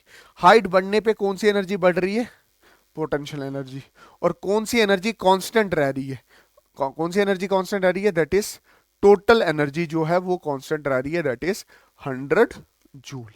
This is the law of conservation of energy. Law of conservation of energy ये कहता है कि total energy of a system remain constant, कि टोटल एनर्जी कभी भी बदलती नहीं है। अगर बदलेगी मतलब टोटल एनर्जी कभी भी चेंज नहीं होती है, ठीक है? ना एनर्जी गेन हो सकती है ना एनर्जी लॉस हो सकती है। Energy can never be created nor be destroy but transfer from one form to another form. जैसे पोटेंशियल काइनेटिक में चेंज हो रही है, काइनेटिक पोटेंशियल में चेंज हो रही है। Total energy of a system always remain constant. और यहां पे टोटल एनर्जी कौन सी है? टोटल एनर्जी का सम का कौन सा है? That is kinetic energy plus potential energy. अच्छा, इसको ना मैं अच्छे से ड्राइव करवाता हूं, अच्छे से इसको मैं अच्छे से और अच्छे से समझाता हूं। देखो मैं बोल रहा हूं कि मेरे पास ये ग्राउंड लेवल है, ये क्या मेरे पास ग्राउंड लेवल है, ठीक है? इसके 3 पॉइंट हैं, ए पॉइंट, बी पॉइंट और सी पॉइंट, ठीक? ये सॉरी ये टोटल हाइट कितनी है इसकी? h, ये वाली हाइट कितनी है x, ये डिस्टेंस कितना है, और ये बच कितने, h में से x निकाल दो, है ना, तो ये बच जाएगा, तो ये वाली हाइट कितनी बच गई, h माइनस एक्स। ये बात ध्यान में रखना। ये मैक्स पॉइंट है, मतलब मैक्सिमम हाइट है, तो यहां पे वेलोसिटी क्या रहती है, जीरो रहती है। ठीक है। अच्छा, इस पॉइंट पे, इस पॉइंट पे मैं पॉइंट ए की बात कर रहा हूं, अभी कौन सी पॉइंट की बात कर रहा हूं, मैं पॉइंट ए की बात कर रहा हूं। जब मैं काइनेटिक एनर्जी ए पॉइंट पे देखता हूं तो वहां पे half into m v A का स्क्वायर, बट ये वाली जो वेलोसिटी है टॉप मोस्ट पॉइंट पे वो कितनी है, जीरो है। तो kinetic energy at A point is equal to half m zero का स्क्वायर, तो काइनेटिक एनर्जी यहां पे रहती है zero. Potential energy at A point क्या रहेगी, that is m g, height कितनी है एच, यही रहेगी ना, हाइट कितनी है एच, ये पोटेंशियल एनर्जी रही। और यहां पे अगर इसी पॉइंट की मैं बात करूं तो total energy at A point लिखूं तो वो kinetic energy A plus potential energy at A point, kinetic energy zero है और ये कितनी है एम जी एच, मतलब टोटल एनर्जी यहां पे कितनी है एम जी एच, मतलब टोटल एनर्जी जो ए पॉइंट पे निकली है, जो कौन से पॉइंट पे निकली है, ए पॉइंट पे निकली है, कौन से पॉइंट पे निकली है, ए पॉइंट पे निकली है। ठीक है, ये मैं दिल लगा लेंगे ए पॉइंट पे, ए पॉइंट पे क्या लग गया, दिल पॉइंट, वही बी पॉइंट पे भी निकलनी चाहिए और वही कौन सी पॉइंट पे निकलनी चाहिए, सी पॉइंट पे भी वही निकलनी चाहिए। तो मैं बी पॉइंट पे लिख रहा हूं पोटेंशियल एनर्जी अब। ठीक है, बी पॉइंट हमारा प्यारा सा पॉइंट ये है, देखो पॉइंट बी की बात कर रहा हूं। ठीक है, बी पॉइंट की बात करें, kinetic energy, kinetic energy at B point is equal to half into m v B का स्क्वायर। अब वी बी स्क्वायर तो मुझे पता नहीं है, तो मैं क्या लिख रहा हूं, मैं बोल रहा हूं यहां से बॉडी चली यहाँ पे बॉडी चल रही है, ये बॉडी रखी हुई है यहाँ पे, मत सोचना कि बॉडी तीन जगह पे मैं देख रहा हूँ, बॉल है कोई, ए पॉइंट पे देख रहा हूँ, बी पॉइंट पे देख रहा हूँ और सी पॉइंट पे देख रहा हूँ। अच्छा, ये वी बी का स्क्वायर है ना, ध्यान से देखो तो हमें पता है v is equal to u square plus two a s होता है। फाइनली मैं कहां देख रहा हूं, वी बी पे देख रहा हूं, वी बी का ये स्क्र है, वी बी का square is equal to, initially कहां पे था, वी स्क्र पे था, और plus plus two acceleration minus g है, और हाइट कितना नीचे आया है, माइनस एक्स नीचे आया है। ठीक है, तो वी बी स्क्र कितना हो जाएगा, शुरू शुरू में तो जीरो ही था ना, यहां पे वी ए पे क्या था, जीरो थी ना वेलोसिटी। ठीक है, प्लस टू जी एक्स नीचे आया है, तो वी बी का स्क्वायर कितना आ गया, that is two g x. इसको उठाओ और काइनेटिक एनर्जी में डाल दो, तो kinetic energy at B point क्या आ जाएगा, टेंशन नहीं लेनी है, ध्यान इधर रखो, एट बी पॉइंट क्या हो जाएगा, half m two g x, क्योंकि ये पूरा वी बी स्क्वायर की जगह आएगा, टू से two cancel, kinetic energy at B point is equal to m g x, kinetic energy किसकी जगह पे आ गया, बी पॉइंट पे।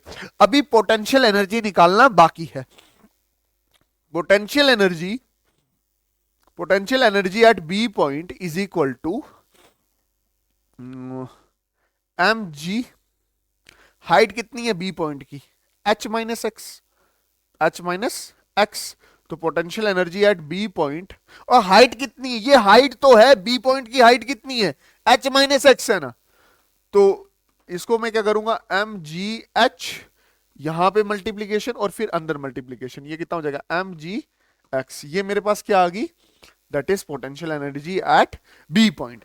अब total energy at B point, total energy at B point क्या होगी, that is kinetic energy at B point और potential energy at B point का sum, potential energy at B point का sum, kinetic energy at B point plus potential energy at B point, तो kinetic energy, kinetic energy at B point, kinetic energy कितनी है, that is mgx और potential energy कितनी है mgh minus mgx, ये plus mgx minus mgx cancel.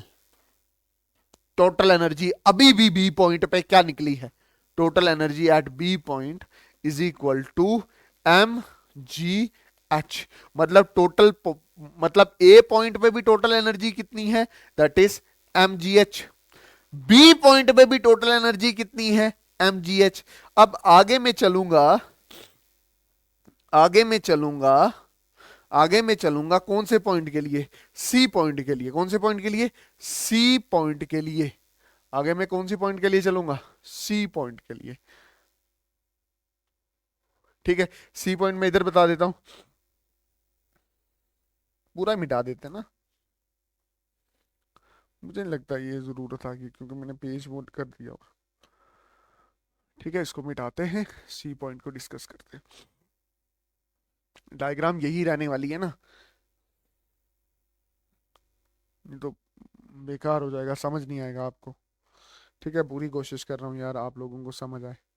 ठीक है, पूरा ध्यान इधर देना प्लीज, हाथ जोड़ता हूँ आपके सामने। अगर आप ध्यान नहीं ना दोगे, पढ़ोगे नहीं ना, तो मेरा भी इतना मेहनत करने का कोई फायदा नहीं है। ठीक है, ये मेरे पास क्या है, ग्राउंड लेवल है। ठीक, ये मेरे पास क्या है, ग्राउंड लेवल। अब मैं कौन से पॉइंट की बात कर रहा हूँ, that is point C. Point C, point C पे क्या है, पॉइंट सी पे हाइट जीरो होगी है। पहले काइनेटिक एनर्जी निकाल लेते हैं। Kinetic energy is equal to at c is equal to half m v सी का स्क्वायर। वी सी का स्क्वायर हमें सेकंड इक्वेशन पता है, थर्ड इक्वेशन पता है, v is equal to u square plus two g two a s. हमें पता है फाइनली कहाँ आना है, वी सी स्क्वायर पे आना है, फाइनली यहाँ पे आना है ना, शुरू यहाँ से करना है, that is V A square plus two, acceleration कौन सी है, दैट इज माइनस जी है ना।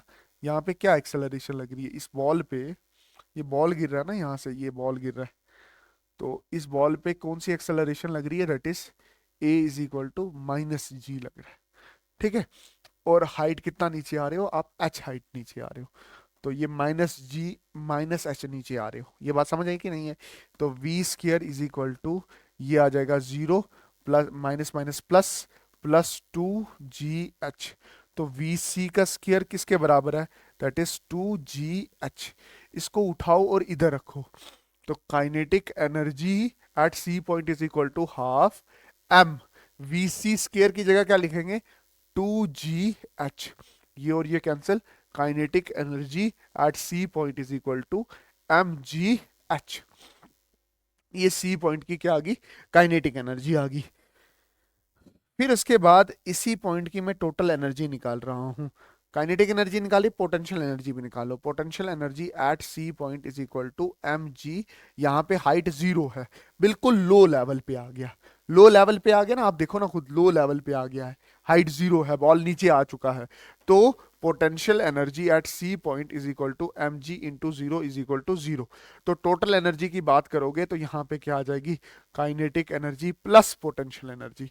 पोटेंशियल एनर्जी तो जीरो है सी पॉइंट पे, सी पॉइंट पे, और पोटेंशियल काइनेटिक एनर्जी कितनी है एम जी एच। अब ध्यान से देखो कि total energy, total energy, total energy C point पे, बी पॉइंट पे और ए पॉइंट पे, m g h, m g h और एम जी एच ही है। तो ध्यान में रखना, टोटल एनर्जी हमेशा क्या रहती है, कांस्टेंट रहती है, कंजर्व रहती है। ऊपर से नीचे आने पे बॉल की काइनेटिक एनर्जी बढ़ती है और पोटेंशियल एनर्जी कम होती है। ठीक है, अच्छा जी। अब इसके बाद हमारे पास टॉपिक क्या है, दैट इज पावर। क्या टॉपिक है हमारे पास, पावर। अच्छा, पावर क्या होता है, पावर है रेट ऑफ डूइंग वर्क, कितनी तेजी से कोई काम कर रहा है उसको बोलते हैं पावर। पावर होती है ताकत। पावर क्या होती है, power is equal to work done upon time, ऐसे लिखते हैं। या एनर्जी कंजम्पशन पर टाइम, या काइनेटिक एनर्जी पर टाइम, या पोटेंशियल एनर्जी पर टाइम। ठीक है, ये भी लिखा जाता है। पावर क्या है? Power is equal to work done upon time, energy upon time, kinetic energy per time, potential energy per time. ये बहुत सारे इसके क्या रहते, फॉर्मूले रहते। अच्छा, एक फॉर्मूला मैं आपको ऐसे डिराइव करके बता देता हूं। देखो, पावर क्या है? Power is equal to work done upon time. ध्यान इधर देना मेरा बच्चा, इधर देखना, ध्यान देना। Power is equal to work done को क्या लिखेंगे? F S cos theta upon time, है ना। Power is equal to distance upon time, क्या होता है? Velocity. F v cos theta भी लिखते हैं। ये पावर का एक नया फॉर्मूला है। ये पावर का एक क्या है? नया फॉर्मूला, इसको याद रखना।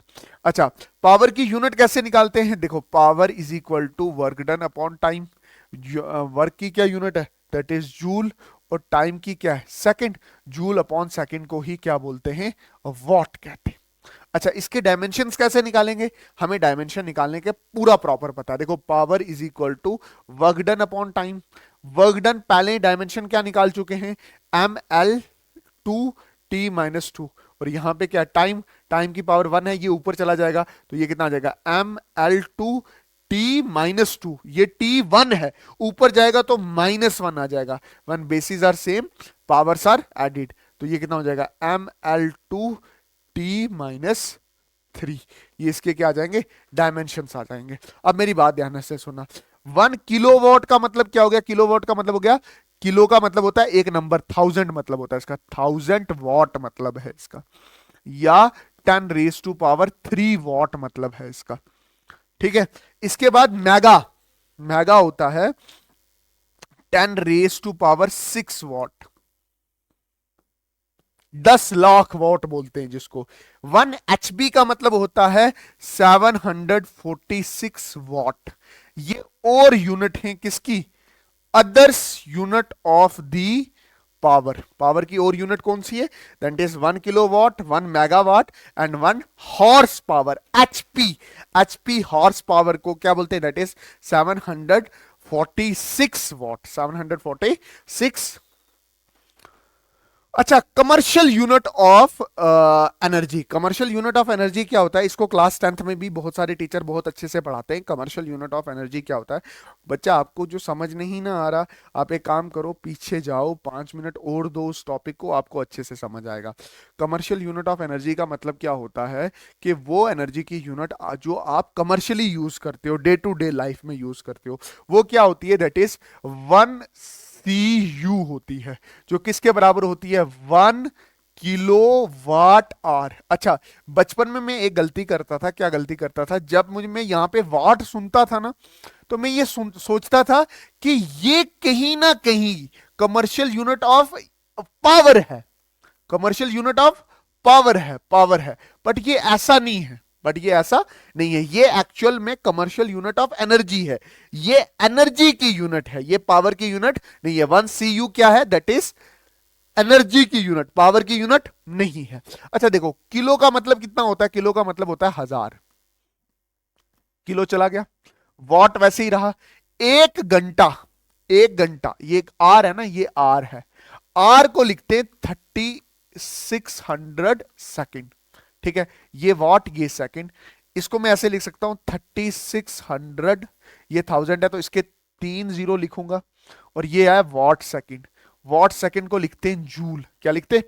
जूल। तो इसको मैं कैसे लिखूंगा? That is 3.6 into 10 raise to power 6 joule. तो 1 CU which is equal to 1 kilo watt hour is equal to 3.6 into 10 raise to power 6 joule. वो नहीं है कि जो आपके घरों में वो बिजली के मीटर पे चढ़ती ना यूनिटें, कि 1 यूनिट चढ़ गई, 2 यूनिट चढ़ गई, 3 यूनिट चढ़ गई, 5 यूनिट चढ़ गई, तो इसका बिल पे करो, है ना। क्या करो? बिल पे करो। तो वो जो यूनिटें बिजली की मीटर पे चढ़ती है ना, वो क्या होती हैं? दैट इज वो यही यूनिटें होती हैं, दैट इज CU यूनिट्स होती हैं, या 1 किलो वाट यूनिट होती है, कि 1 किलो वाट आर की यूनिट होती है।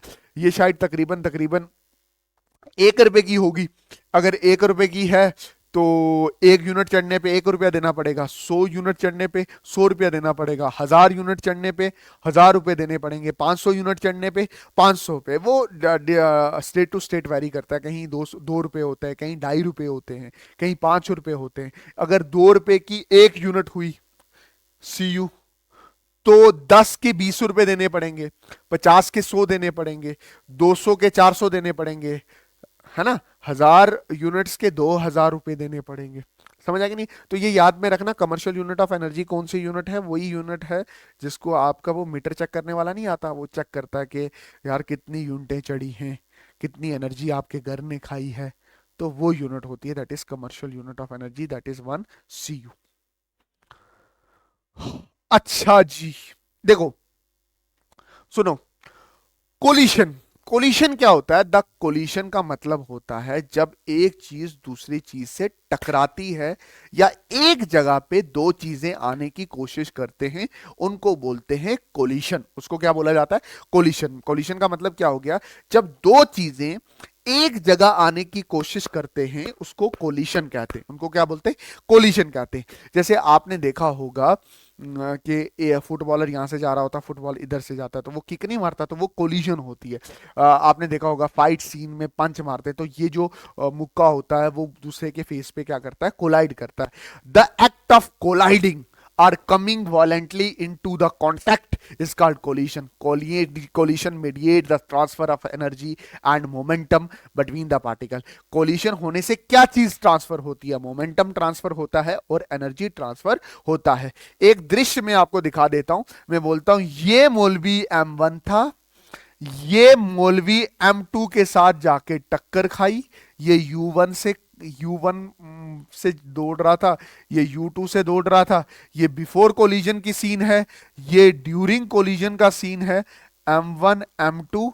और आफ्टर कोलिजन के बाद M1 जो था ये V1 से चलने लगा, और जो M2 था ये V2 से चलने लगा। बात समझे कि नहीं है? इसको यहां पे क्या हुई है? ये जो हुआ है, ये जो हुआ है, इसको बोलते हैं ड्यूरिंग कोलिजन। ठीक है, ये क्या है? ड्यूरिंग कोलिजन का सीन है। Collision mediate the transfer of, मतलब जब टक्कर खाते हैं तो ये वाला एनर्जी इसको ट्रांसफर करता है, ये वाला मोमेंटम इसको ट्रांसफर करता है ना, तो इसको बोलते हैं कोलिजन। कोलिजन का मतलब होता है टक्कर खाना। कोलिजन का मतलब क्या होता है? टक्कर खाना। टक्कर दो तरह से हो सकती है, एक होती है इलास्टिक कोलिजन और एक होती है इन इलास्टिक कोलिजन। देखो, अब इस टॉपिक को कंफ्यूज नहीं करेंगे, बहुत सारे टीचर इलास्टिक और इन इलास्टिक कोलिशन को कंफ्यूज कर देते हैं। देखो ध्यान से, टक्कर खाना इज अ कोलिशन। जैसे इसने इसको टक्कर मारी, मौलवी 1 ने मौलवी 2 को टक्कर मारी, और उसके बाद ये ऐसे चलने लगे। अच्छा, जब टक्कर मारेगा तो क्या U1 ज्यादा होगा U2 से, और टक्कर के बाद क्या V2 ज्यादा हो जाएगा V1 से? यही चक्कर है ना। अच्छा देखो, इलास्टिक कोलिजन के दौरान जब टक्कर बजेगी, उसमें कोई भी एनर्जी लॉस नहीं होगी, कोई भी आवाज नहीं आएगी। ठीक है, तो इलास्टिक कोलिजन के दौरान क्या होगा? During elastic collision momentum and kinetic energy both are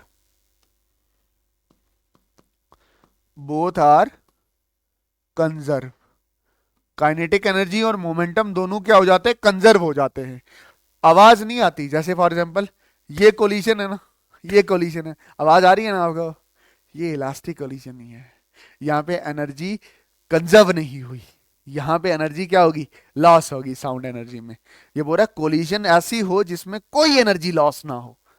ठीक है, काइनेटिक एनर्जी भी कंजर्व हो, जितनी पहली उतनी बाद में, और मोमेंटम भी कंजर्व हो। इन इलास्टिक कोलिजन में क्या होगा? ड्यूरिंग इन इलास्टिक कोलिजन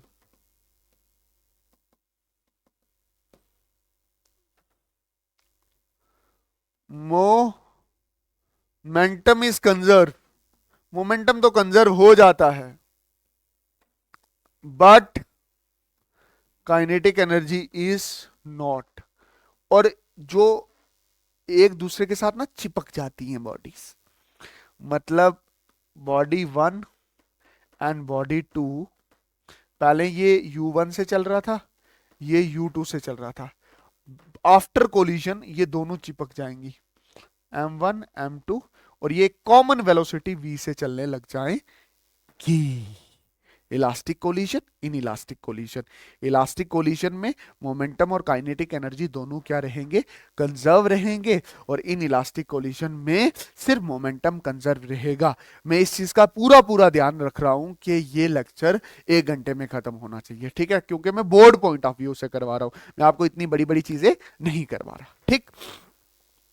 अच्छा जी, इसके बाद है इलास्टिक कोलिजन। इसको बेहतरीन तरीके से पढ़ेंगे। Elastic collision in one dimension, 1D, ये सिलेबस में आता है। इन इलास्टिक कोलिजन नहीं आता, ये बोर्ड के सवाल में आएगा, याद रख लो। अच्छा, the collision during which energy, that is kinetic energy and momentum both are conserve, मतलब टक्कर खाने पे कोई भी आवाज नहीं आने वाली। अच्छा सुनो, क्या होगा, देखना, ये मेरे पास है मौलवी वन, टॉपिक लंबा चलेगा। ये मौलवी वन, ये U1 से चल रहा था, ये मौलवी टू है जो U2 से चल रहा था।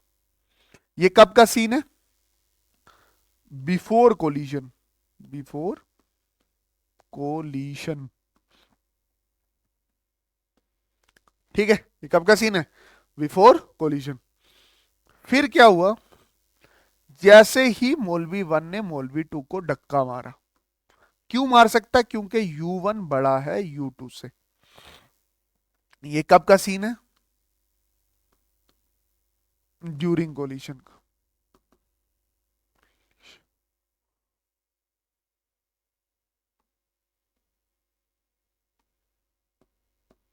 ठीक है, और फिर ये है M1, ये कितने से मूव कर रहा है, V1 से, और ये है M2, ये कितने से मूव कर रहा है, V2 से। अब V2 V1 से बड़ा हो चुका है। ये है कोलिजन, इलास्टिक कोलिजन। अच्छा, आपसे पूछेगा क्या, वो रहा इलास्टिक कोलिजन क्या होता है, और find out the value of V1 and value of V2। V1 और V2 की फाइनल वेलोसिटी निकालो in terms of U1 U2 and M1 M2। बहुत सारे बच्चे मेरे सवाल को समझ गए हैं। इसकी डेरिवेशन है, लंबी चलेगी, पेशेंस से सुनना, आराम से हर एक पॉइंट आपको अच्छे से समझ आने वाला है। देखो इधर आराम से सुनना। पहले तो यहां पे law of conservation of momentum लगेगा, ठीक है, ये मैंने लगाया according to law of conservation of momentum. यहां पे मोमेंटम क्या होगा, कंजर्व होगा, तो क्या लिखोगे, ये लिखा मैंने M1 U1 plus M2 U2 is equal to M1 V1 plus M2 V2। यही होगा ना। M1 वाले सारे एक तरफ कर लो, ठीक है, sorry, M1 U1, M1 U1, M1 U1, M2 U2, M1 V1, M2 V2, सही लिखा है। M1 वाले एक तरफ कर लो, M1 U1 minus M1 V1, ये इधर आ गया माइनस का, is equal to M2 V2 उधर चला जाएगा माइनस M2 U2। ठीक है, इसमें से कॉमन क्या है, M1 कॉमन है ना बेटा, देना, M1 कॉमन है, अंदर क्या बचा, U1 माइनस V1, इधर क्या बचा, M2 V2 माइनस U2। ये इक्वेशन नंबर कौन सी आ गई, फर्स्ट होगी। ये इक्वेशन कौन सी आ गई, फर्स्ट। ठीक है, ये इक्वेशन को लिख लेता हूं। फर्स्ट इक्वेशन क्या है, that is M1 U1 minus V1 equal to M2 V2 minus U2। ये मेरे पास फर्स्ट इक्वेशन है। v2 minus u2, u1 minus v1, u2 minus v2 minus u1। ठीक है, ये फर्स्ट इक्वेशन। अच्छा, दूसरी इक्वेशन से क्या निकलेगा? दूसरी इक्वेशन से दूसरी बार आप क्या लगाओगे? Kinetic energy conservation. इसमें क्या होगा? Initial kinetic energy is equal to final kinetic energy. तो आप क्या लिखोगे? हाफ m1 u1 का square plus half m2 u2 का स्क्वायर, है ना? क्योंकि वो दो बॉडी होंगी ना, m1 m2, उसका square initially is equal to half m1 v1 का square plus half m2 v2 का स्क्वायर। ठीक है, अगर ठीक कर रहा हूं मैं। अच्छा, सुनो, अब ये हाफ हाफ हाफ और हाफ क्या हो जाएगा? कैंसिल हो जाएगा। ठीक है ना, ये ध्यान में रखना। और यहां पे क्या बचेगा?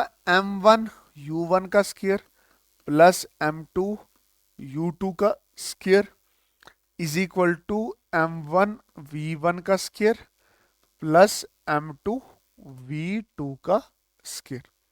बात समझ आई कि नहीं?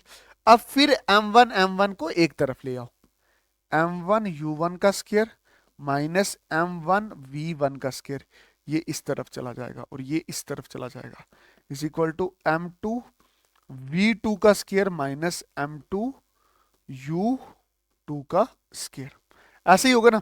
अब m1 यहां पे कॉमन है, कर लो कॉमन m1, ये क्या बचा? u1 स्क्वायर माइनस v1 का square is equal to m2 common है ना, यहां पे क्या बचेगा? v2 square minus u2 square. अब ध्यान से देखो ना, यहां पे एक आइडेंटिटी लगेगी a square minus b square, तो इसको कैसे लिखेंगे? m1 u1 plus v1 u1 minus v1, है ना? यही वाली आइडेंटिटी लगती है ना यहाँ पे, a square minus b square, that is a plus b, a minus b. ये अच्छे से करना। फिर उसके बाद आएगा m2 और यहां पे क्या करेंगे? v2 प्लस u2 और यहां पे क्या होगा? v2 minus u2। ये इक्वेशन कौन सी आ गई? ये इक्वेशन नंबर आ गई सेकंड। और ये क्या बोलता है? सेकंड और फर्स्ट को डिवाइड कर दो, divide second and first. Second और फर्स्ट को अच्छे से डिवाइड कर दो, इस इक्वेशन को उसके साथ क्या कर दो? डिवाइड कर दो। ठीक है, नजर आ रहा है ना? इस इक्वेशन को लिखते हैं m1 u1 plus v1 bracket bracket start u1 minus v1 equal to m2। बेटा इस डेरिवेशन का कोई शॉर्टकट नहीं है, वो ट्रिक्स v1 v2 को निकालते हैं ना, वो भी आप भूल जाओगे एग्जाम के दिन, प्रैक्टिस है बस। v plus u2 v2 minus u2, इसको किसके साथ डिवाइड करना है? उसके साथ डिवाइड करना, वो उसके साथ m1 u1 minus v1 m2 v2 minus u2। क्या कैंसिल हो गया? m2 कैंसिल हो गया, ये और ये कैंसिल हो गया, ये और ये कैंसिल हो गया, u1 minus v1 u1 minus v1 m1 cancel हो गया। तो ये क्या आया? u1 plus v1 is equal to v2 plus u2 आया, यही आया ना? अच्छा, ये इसको लाओ इधर, u1 minus u2, u1 minus u2 is equal to v2 minus v1। ठीक है, ये क्या है? ये है वेलोसिटी ऑफ अप्रोच, किस वेलोसिटी से उसके पास आ रहा है। और ये क्या है? Velocity of separation, velocity of separation. अच्छा, इधर देखना, देखो मैंने क्या बोला आपको? मैंने आपको ये बोला कि ये m1 है, u1 से चल रहा है, ये m2 है, ये v2 u2 से चल रहा है, ये इनकी हुई कोलिजन, M1 M2 की हुई कोलिजन, और M1 चल रहा है किसके साथ, V1 के साथ, और M2 चल रहा है किसके साथ, V2 के साथ चल रहा है। ठीक है, अभी तक हमारे पास क्या निकला है, अभी तक हमारे पास डेरिवेशन में ये निकला है कि जो V1 माइनस U2 है वो किसके बराबर है, that is V2 minus V1 के बराबर है। ये इक्वेशन नंबर कौन सी है, थर्ड इक्वेशन है। एक मोमेंटम वाली इक्वेशन याद रखनी है, एक काइनेटिक एनर्जी वाली इक्वेशन याद रखनी है, और तीसरी ये velocity of approach is equal to velocity of separation,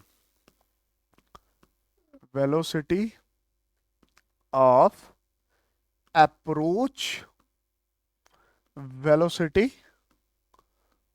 of separation. जरा सुनो, ये इक्वेशन जब आपको याद होगी ना, ठीक है, इसके बाद ना एक चीज होती है, इसको बोलते हैं कोफिशिएंट ऑफ रेस्टिट्यूशन। क्या होती है, कोएफिशिएंट ऑफ रेस्टिट्यूशन, इसको डिनोट करते हैं ई से। और ये ई क्या होता है, e is equal to velocity of separation divided by velocity of approach is equal to, ये कितना होता है, V2 minus V1 divided by U1 minus U2। ये मैंने बड़े प्यार से आपको समझाया, ठीक है। अच्छा, इसमें भी एक चीज याद रख लेना, देखो जब इसका डिफरेंस और इसके डिफरेंस बराबर है, मतलब E की वैल्यू कितनी आएगी, 1 आएगी, क्योंकि ऊपर भी बराबर नीचे भी बराबर है, तो ऊपर और नीचे कट जाएगा, तो ये कौन सा है, दैट इज इलास्टिक कोलिशन है।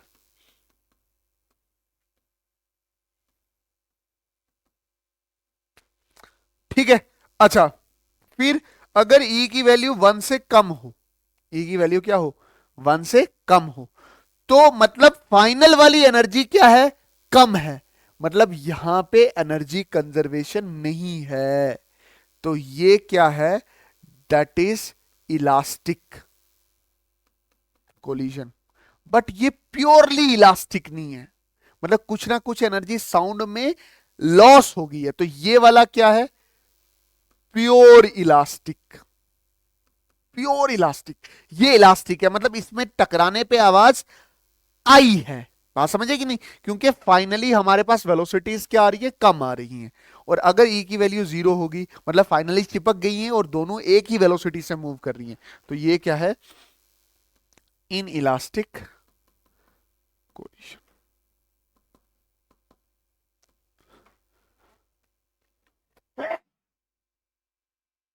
ई है, ई क्या है, that is coefficient of restitution. अभी मैंने समझाया कोफिशिएंट ऑफ रेस्टिट्यूशन क्या है, velocity of separation upon velocity of approach, velocity of separation क्या, V2 माइनस V1, और अप्रोच क्या, V1 माइनस V2। मैंने बोला आपको शुरू शुरू में, मैंने बोला कोलिशन दो तरह की है, एक है इलास्टिक, एक इन इलास्टिक। अब कोफिशिएंट ऑफ रेस्टिट्यूशन से हमें यह पता चल रहा है कि अगर ये दोनों वैल्यू बराबर हो तो इलास्टिक है, आवाज नहीं आएगी, प्योरली इलास्टिक, आवाज नहीं आएगी। इलास्टिक कोलिशन क्या बोल गया कि भाई टकराएगा, आवाज होगी, तो एनर्जी कम हो जाएगी, तो ये न्यूमिनेटर कम हो जाएगा, तो उसकी वजह से ई की वैल्यू क्या हो जाएगी, एक से कम हो जाएगी, और चिपक जाएंगे तो दोनों एक ही वेलोसिटी के साथ चलेंगे, तो ऊपर आ जाएगा V2 माइनस V1, दोनों एक से चलेंगे तो V माइनस V2 भी V होगा, V1 भी V होगा, दोनों एक से चलेंगे तो ई की वैल्यू क्या आ जाएगी, 0, that is inelastic collision. बात समझ आई कि नहीं है, तो ये अपने दिमाग में रखोगे। अब मेरे दिमाग में ये है कि मुझे ना V2 और V1 निकालना है, मुझे ये तो मैंने आपको बीच में बता दिया, मुझे निकालना क्या है, V2 और V1 निकालना। उसके लिए मैं क्या करूंगा, देखना ध्यान से, आराम से समझना। देखो, मुझे ये पता है कि ये M1 है जो U1 से चल रहा है, ये M2 है जो U2 से चल रहा है, कोलिजन हुई इन दोनों के बीच में, ठीक है।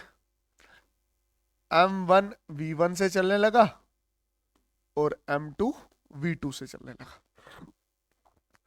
इसके दौरान हमने दो चीजें कर रखी थी, एक चीज थी momentum conservation, M1 U1 plus M2 U2 is equal to M1 V1 plus M2 V2, ये फर्स्ट इक्वेशन है ना, याद हो अगर आपको, मोमेंटम कंजर्वेशन की एनर्जी थी, कंजर्वेशन की इक्वेशन लिखी थी हमने। इसके बाद हमने थर्ड इक्वेशन क्या निकाली, हमने ये निकाला कि जो ये V1 है माइनस V2 है, ये V2 माइनस V1 के बराबर है, ये थर्ड इक्वेशन है। मुझे क्या चाहिए, मुझे चाहिए V1 और V2 की वैल्यू, जो मेरे से वो पूछेगा कि V1 की वैल्यू निकालो और V2 की निकालो। अब ये भी डेरिवेशन हम करवा चुके हैं, ये भी मतलब ये डिराइव हम कर चुके हैं। हमने क्या निकालना है, V1 और V2। देखो मैं पहले V1 निकालता हूं। V1 निकालने के लिए मुझे V2 को गायब करना पड़ेगा। V2 को क्या करना पड़ेगा, गायब, मिटा दो हस्ती को। V2 इज इक्वल टू क्या आएगा, that is U1 minus U2, और ये V1 आ जाएगा, इधर V1 लिखेंगे, ठीक है। ये है V2, इसको पुट करूंगा मैं फर्स्ट इक्वेशन में, मेरे पास क्या आ जाएगा, that is M1 U1 plus M2 U2 is equal to M1 V1 plus M2 V2 की जगह क्या डालूंगा मैं, U1 minus U2 plus V1। मतलब मुझे इस पूरी इक्वेशन में सिर्फ V1 ही नजर आ रहा है, V2 मैंने गायब कर दिया है, सब्सिट्यूट कर दिया है, ठीक है। M1 U1 plus M2 U2 is equal to M1 V1 plus, इसको मैंने अंदर मल्टीप्लाई किया तो ये कितना हो गया, M2 U1, इसको अंदर मल्टीप्लाई किया तो माइनस M2 U2, और इसको अंदर मल्टीप्लाई किया तो ये क्या आ गया, प्लस M2 V1। ये ये V1 कहाँ कहाँ है, ये V1 इधर है और ये V1 इधर है, इन दोनों को इसी साइड रखो, बाकी इन दोनों को उठा के इधर ले आओ। देखो ऐसे ही होगा ना, पक्का ना, ठीक। अच्छा सुनना, किसको, इसको इधर रखना है और इसको भी इधर रखना है, ठीक है, इज इक्वल टू इसी की साइड रखना। M2 को उठा के इधर ले आए, M1 U1 वो वाला इधर आ गया, minus M2 U1 M2 U2 ये वाला इधर आ गया, तो ये क्या आ गया, प्लस, ये वाला इधर आएगा ना, तो ये प्लस में हो जाएगा, प्लस M2 U2, ये प्लस में आ जाएगा, ये माइनस में आ जाएगा, ठीक है। इधर पहले कौन सा था, ये वाला इधर ही था, ये वाला इधर था, ये वाला इधर आ गया, माइनस में हो गया, ये वाला M2 U2 ये इधर आ जाएगा तो प्लस में हो जाएगा, और ये क्या हो जाएगा, M1 V1 plus M2 V1। अब देखो इन दोनों में क्या कॉमन है, U1 कॉमन है, U1 कॉमन ले लिया, अंदर क्या बच गया, M1 माइनस M2। इन दोनों में क्या कॉमन था, U1 कॉमन ले गया, M1 minus M2, M2 U2 plus M2 U2, ये क्या आ जाएगा, 2 M2 U2। और इस तरफ क्या कॉमन था, M1 प्लस M2, और ये V1 क्या आ जाएगा, कॉमन आ जाएगा। और V1 कैसे लिखेंगे, V1 इज इक्वल टू, ये डिवाइड में चला जाएगा, U1 M1 minus M2 plus 2 M2 U2, ये इधर मल्टीप्लीकेशन में है तो इधर क्या हो जाएगा, डिवाइड में, M1 प्लस M2। अब देखो ये V1 में इधर लिख रहा हूं, V1 इज इक्वल टू, इसको मैं ऐसे लिख सकता हूं, M1 माइनस M2, U1 में साइड पे लिख रहा हूं, divided by M1 plus M2, ठीक है, जैसे आपकी बुक में दिया हुआ है। ये LCM है ना, इसको मैं इसके साथ भी लिख सकता हूँ, इसके साथ भी लिख सकता हूँ, plus 2 M2 U2 divided by M1 plus M2। ये किसकी वैल्यू थी, V1 की थी। यही V1 हमने क्या करना था, निकालना था, यही V1 हमने क्या करना था, निकालना था। ऐसे ही हमने क्या निकालना है, V2 भी निकालना है, ऐसे हमने क्या निकालना है, V2 भी निकालना है। अब ध्यान से देखो, V2 निकाल रहे हैं हम, देखो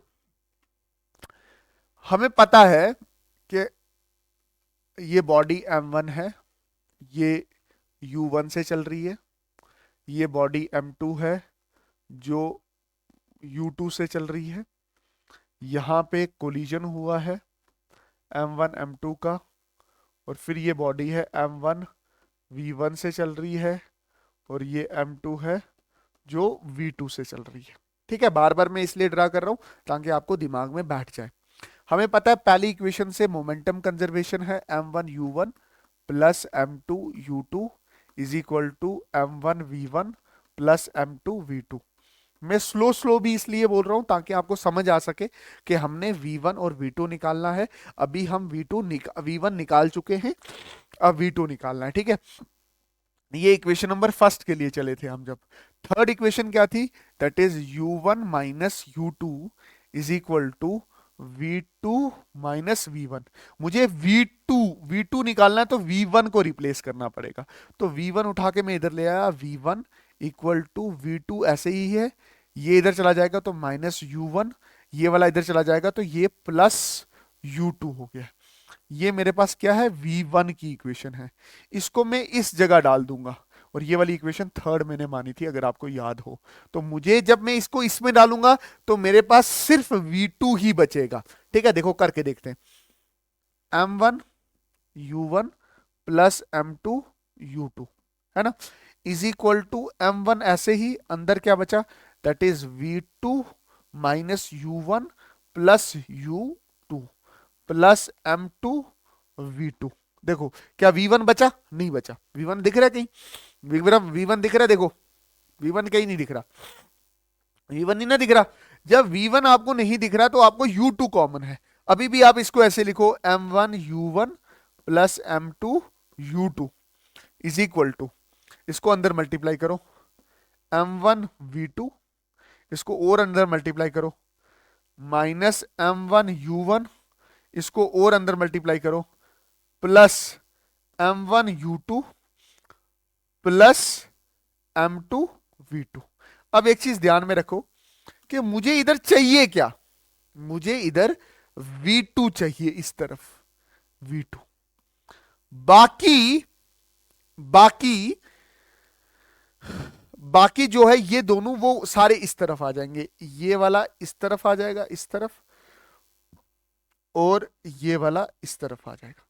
समझ आएगा नहीं, और हमारे पास ये यहां पे क्या बचेगा, दैट इज M1U1, यही वाला लिखा, ये इधर आ जाएगा तो ये क्या आ जाएगा, प्लस M1U1 ये वाला, और ये मैंने इधर लिखा प्लस M2U2, और ये वाला इधर आ जाएगा तो ये माइनस M1U2, माइनस M1U2, ये इधर माइनस आ जाएगा ना, माइनस M1U2, और इधर क्या बचेगा, that is M1V2 plus M2V2।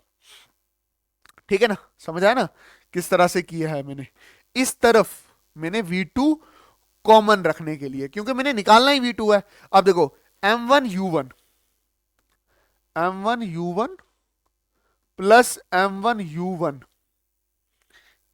अच्छे से लिख देता हूं मैं, यहीं पे लिख देता हूं, क्या लिख दूं, 2M1U1, क्योंकि ये दोनों ऐड हो जाएंगे, और यहां कॉमन क्या है, यहां पे कॉमन है दैट इज U2। मैंने यहां से U2 निकाल लिया बाहर, इधर अंदर क्या बच गया, M2 माइनस M1, यही बचा ना, M2 माइनस M1। और यहां पे क्या है मेरे पास, यहां पे कॉमन क्या है, V2 कॉमन है ना, तो मैं इसको V2 को रखूंगा कॉमन, अंदर क्या बच जाएगा, M1 प्लस M2, है ना। V2 को कॉमन रख दिया, अंदर M1 प्लस M2 बच गया। थोड़ा सा देखना, ये मैं इसको ऐसे लिख सकता हूं, M2 minus M1 into U2, है ना। इसको मैं कैसे लिख सकता हूँ, देखो ध्यान से, इसको मैं कैसे लिख सकता हूँ, M2 minus M1 into U2 लिख सकता हूँ, और प्लस U1 M1, है ना, ऐसे लिख सकता हूँ ना। क्यों, क्योंकि मैंने पहले भी ऐसे कर रखा है, मतलब जैसे V1 निकाला है ना, वैसे ही मैं चाहता हूँ V2 भी वैसे ही निकले। ठीक, अच्छा, ये तो हो गया मेरे पास, है ना। इसको मैंने आगे ले आया हूँ और U2 को इधर ले आया हूँ, और ये वाली चीज उठा के इधर लिख रहा हूँ। पता क्या, x plus x is equal to 2x होता है ना, x plus 2x is equal to भी 3x होता है, और 2x plus x is equal to भी 3x होता है। देखो ये टू V2 इधर, और ये मल्टीप्लीकेशन में था तो ये इधर चला जाएगा तो क्या हो जाएगा, डिवाइड हो जाएगा, M1 प्लस m2 हो जाएगा। और इसको इस तरफ भी डिवाइड करना है, इस तरफ भी डिवाइड करना है, तो ये कैसे होगा, m2 minus m1 into u2 divided by m1 plus m2 plus 2m1u1 divided by m1 plus m2 is equal to v2। अच्छा, अगर मैं अच्छे से v2 लिखूं तो कैसे लिखूंगा, v2 ये वाला मैंने इधर ले आया, m2 minus m1 divided by m1 plus m2 into u2 plus 2m1u1 divided by m1 plus m2। मतलब वो जो सवाल था, वो क्या सवाल था कि find out the value of v1 and v2, वो हमने अभी क्या कर दिया, कंप्लीट कर दिया। ठीक है, हमने v1 और v2 की वैल्यू निकाल ली है इलास्टिक कोलिजन में। ठीक है, इन इलास्टिक कोलिजन में क्या होगा, the collision during which only momentum is conserve.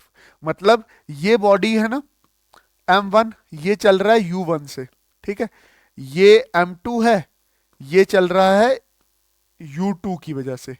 जैसे ही कोलिजन होंगे ना तो दोनों चिपक जाएंगे और एक कॉमन वेलोसिटी से चलने लग जाएंगे, दैट इज v।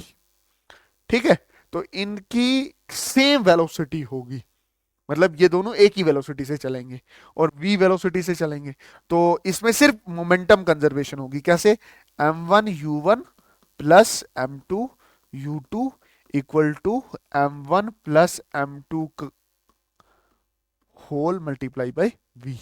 और v क्या हो जाएगा, v is equal to m1 u1 plus m2 u2 divided by m1 plus m2।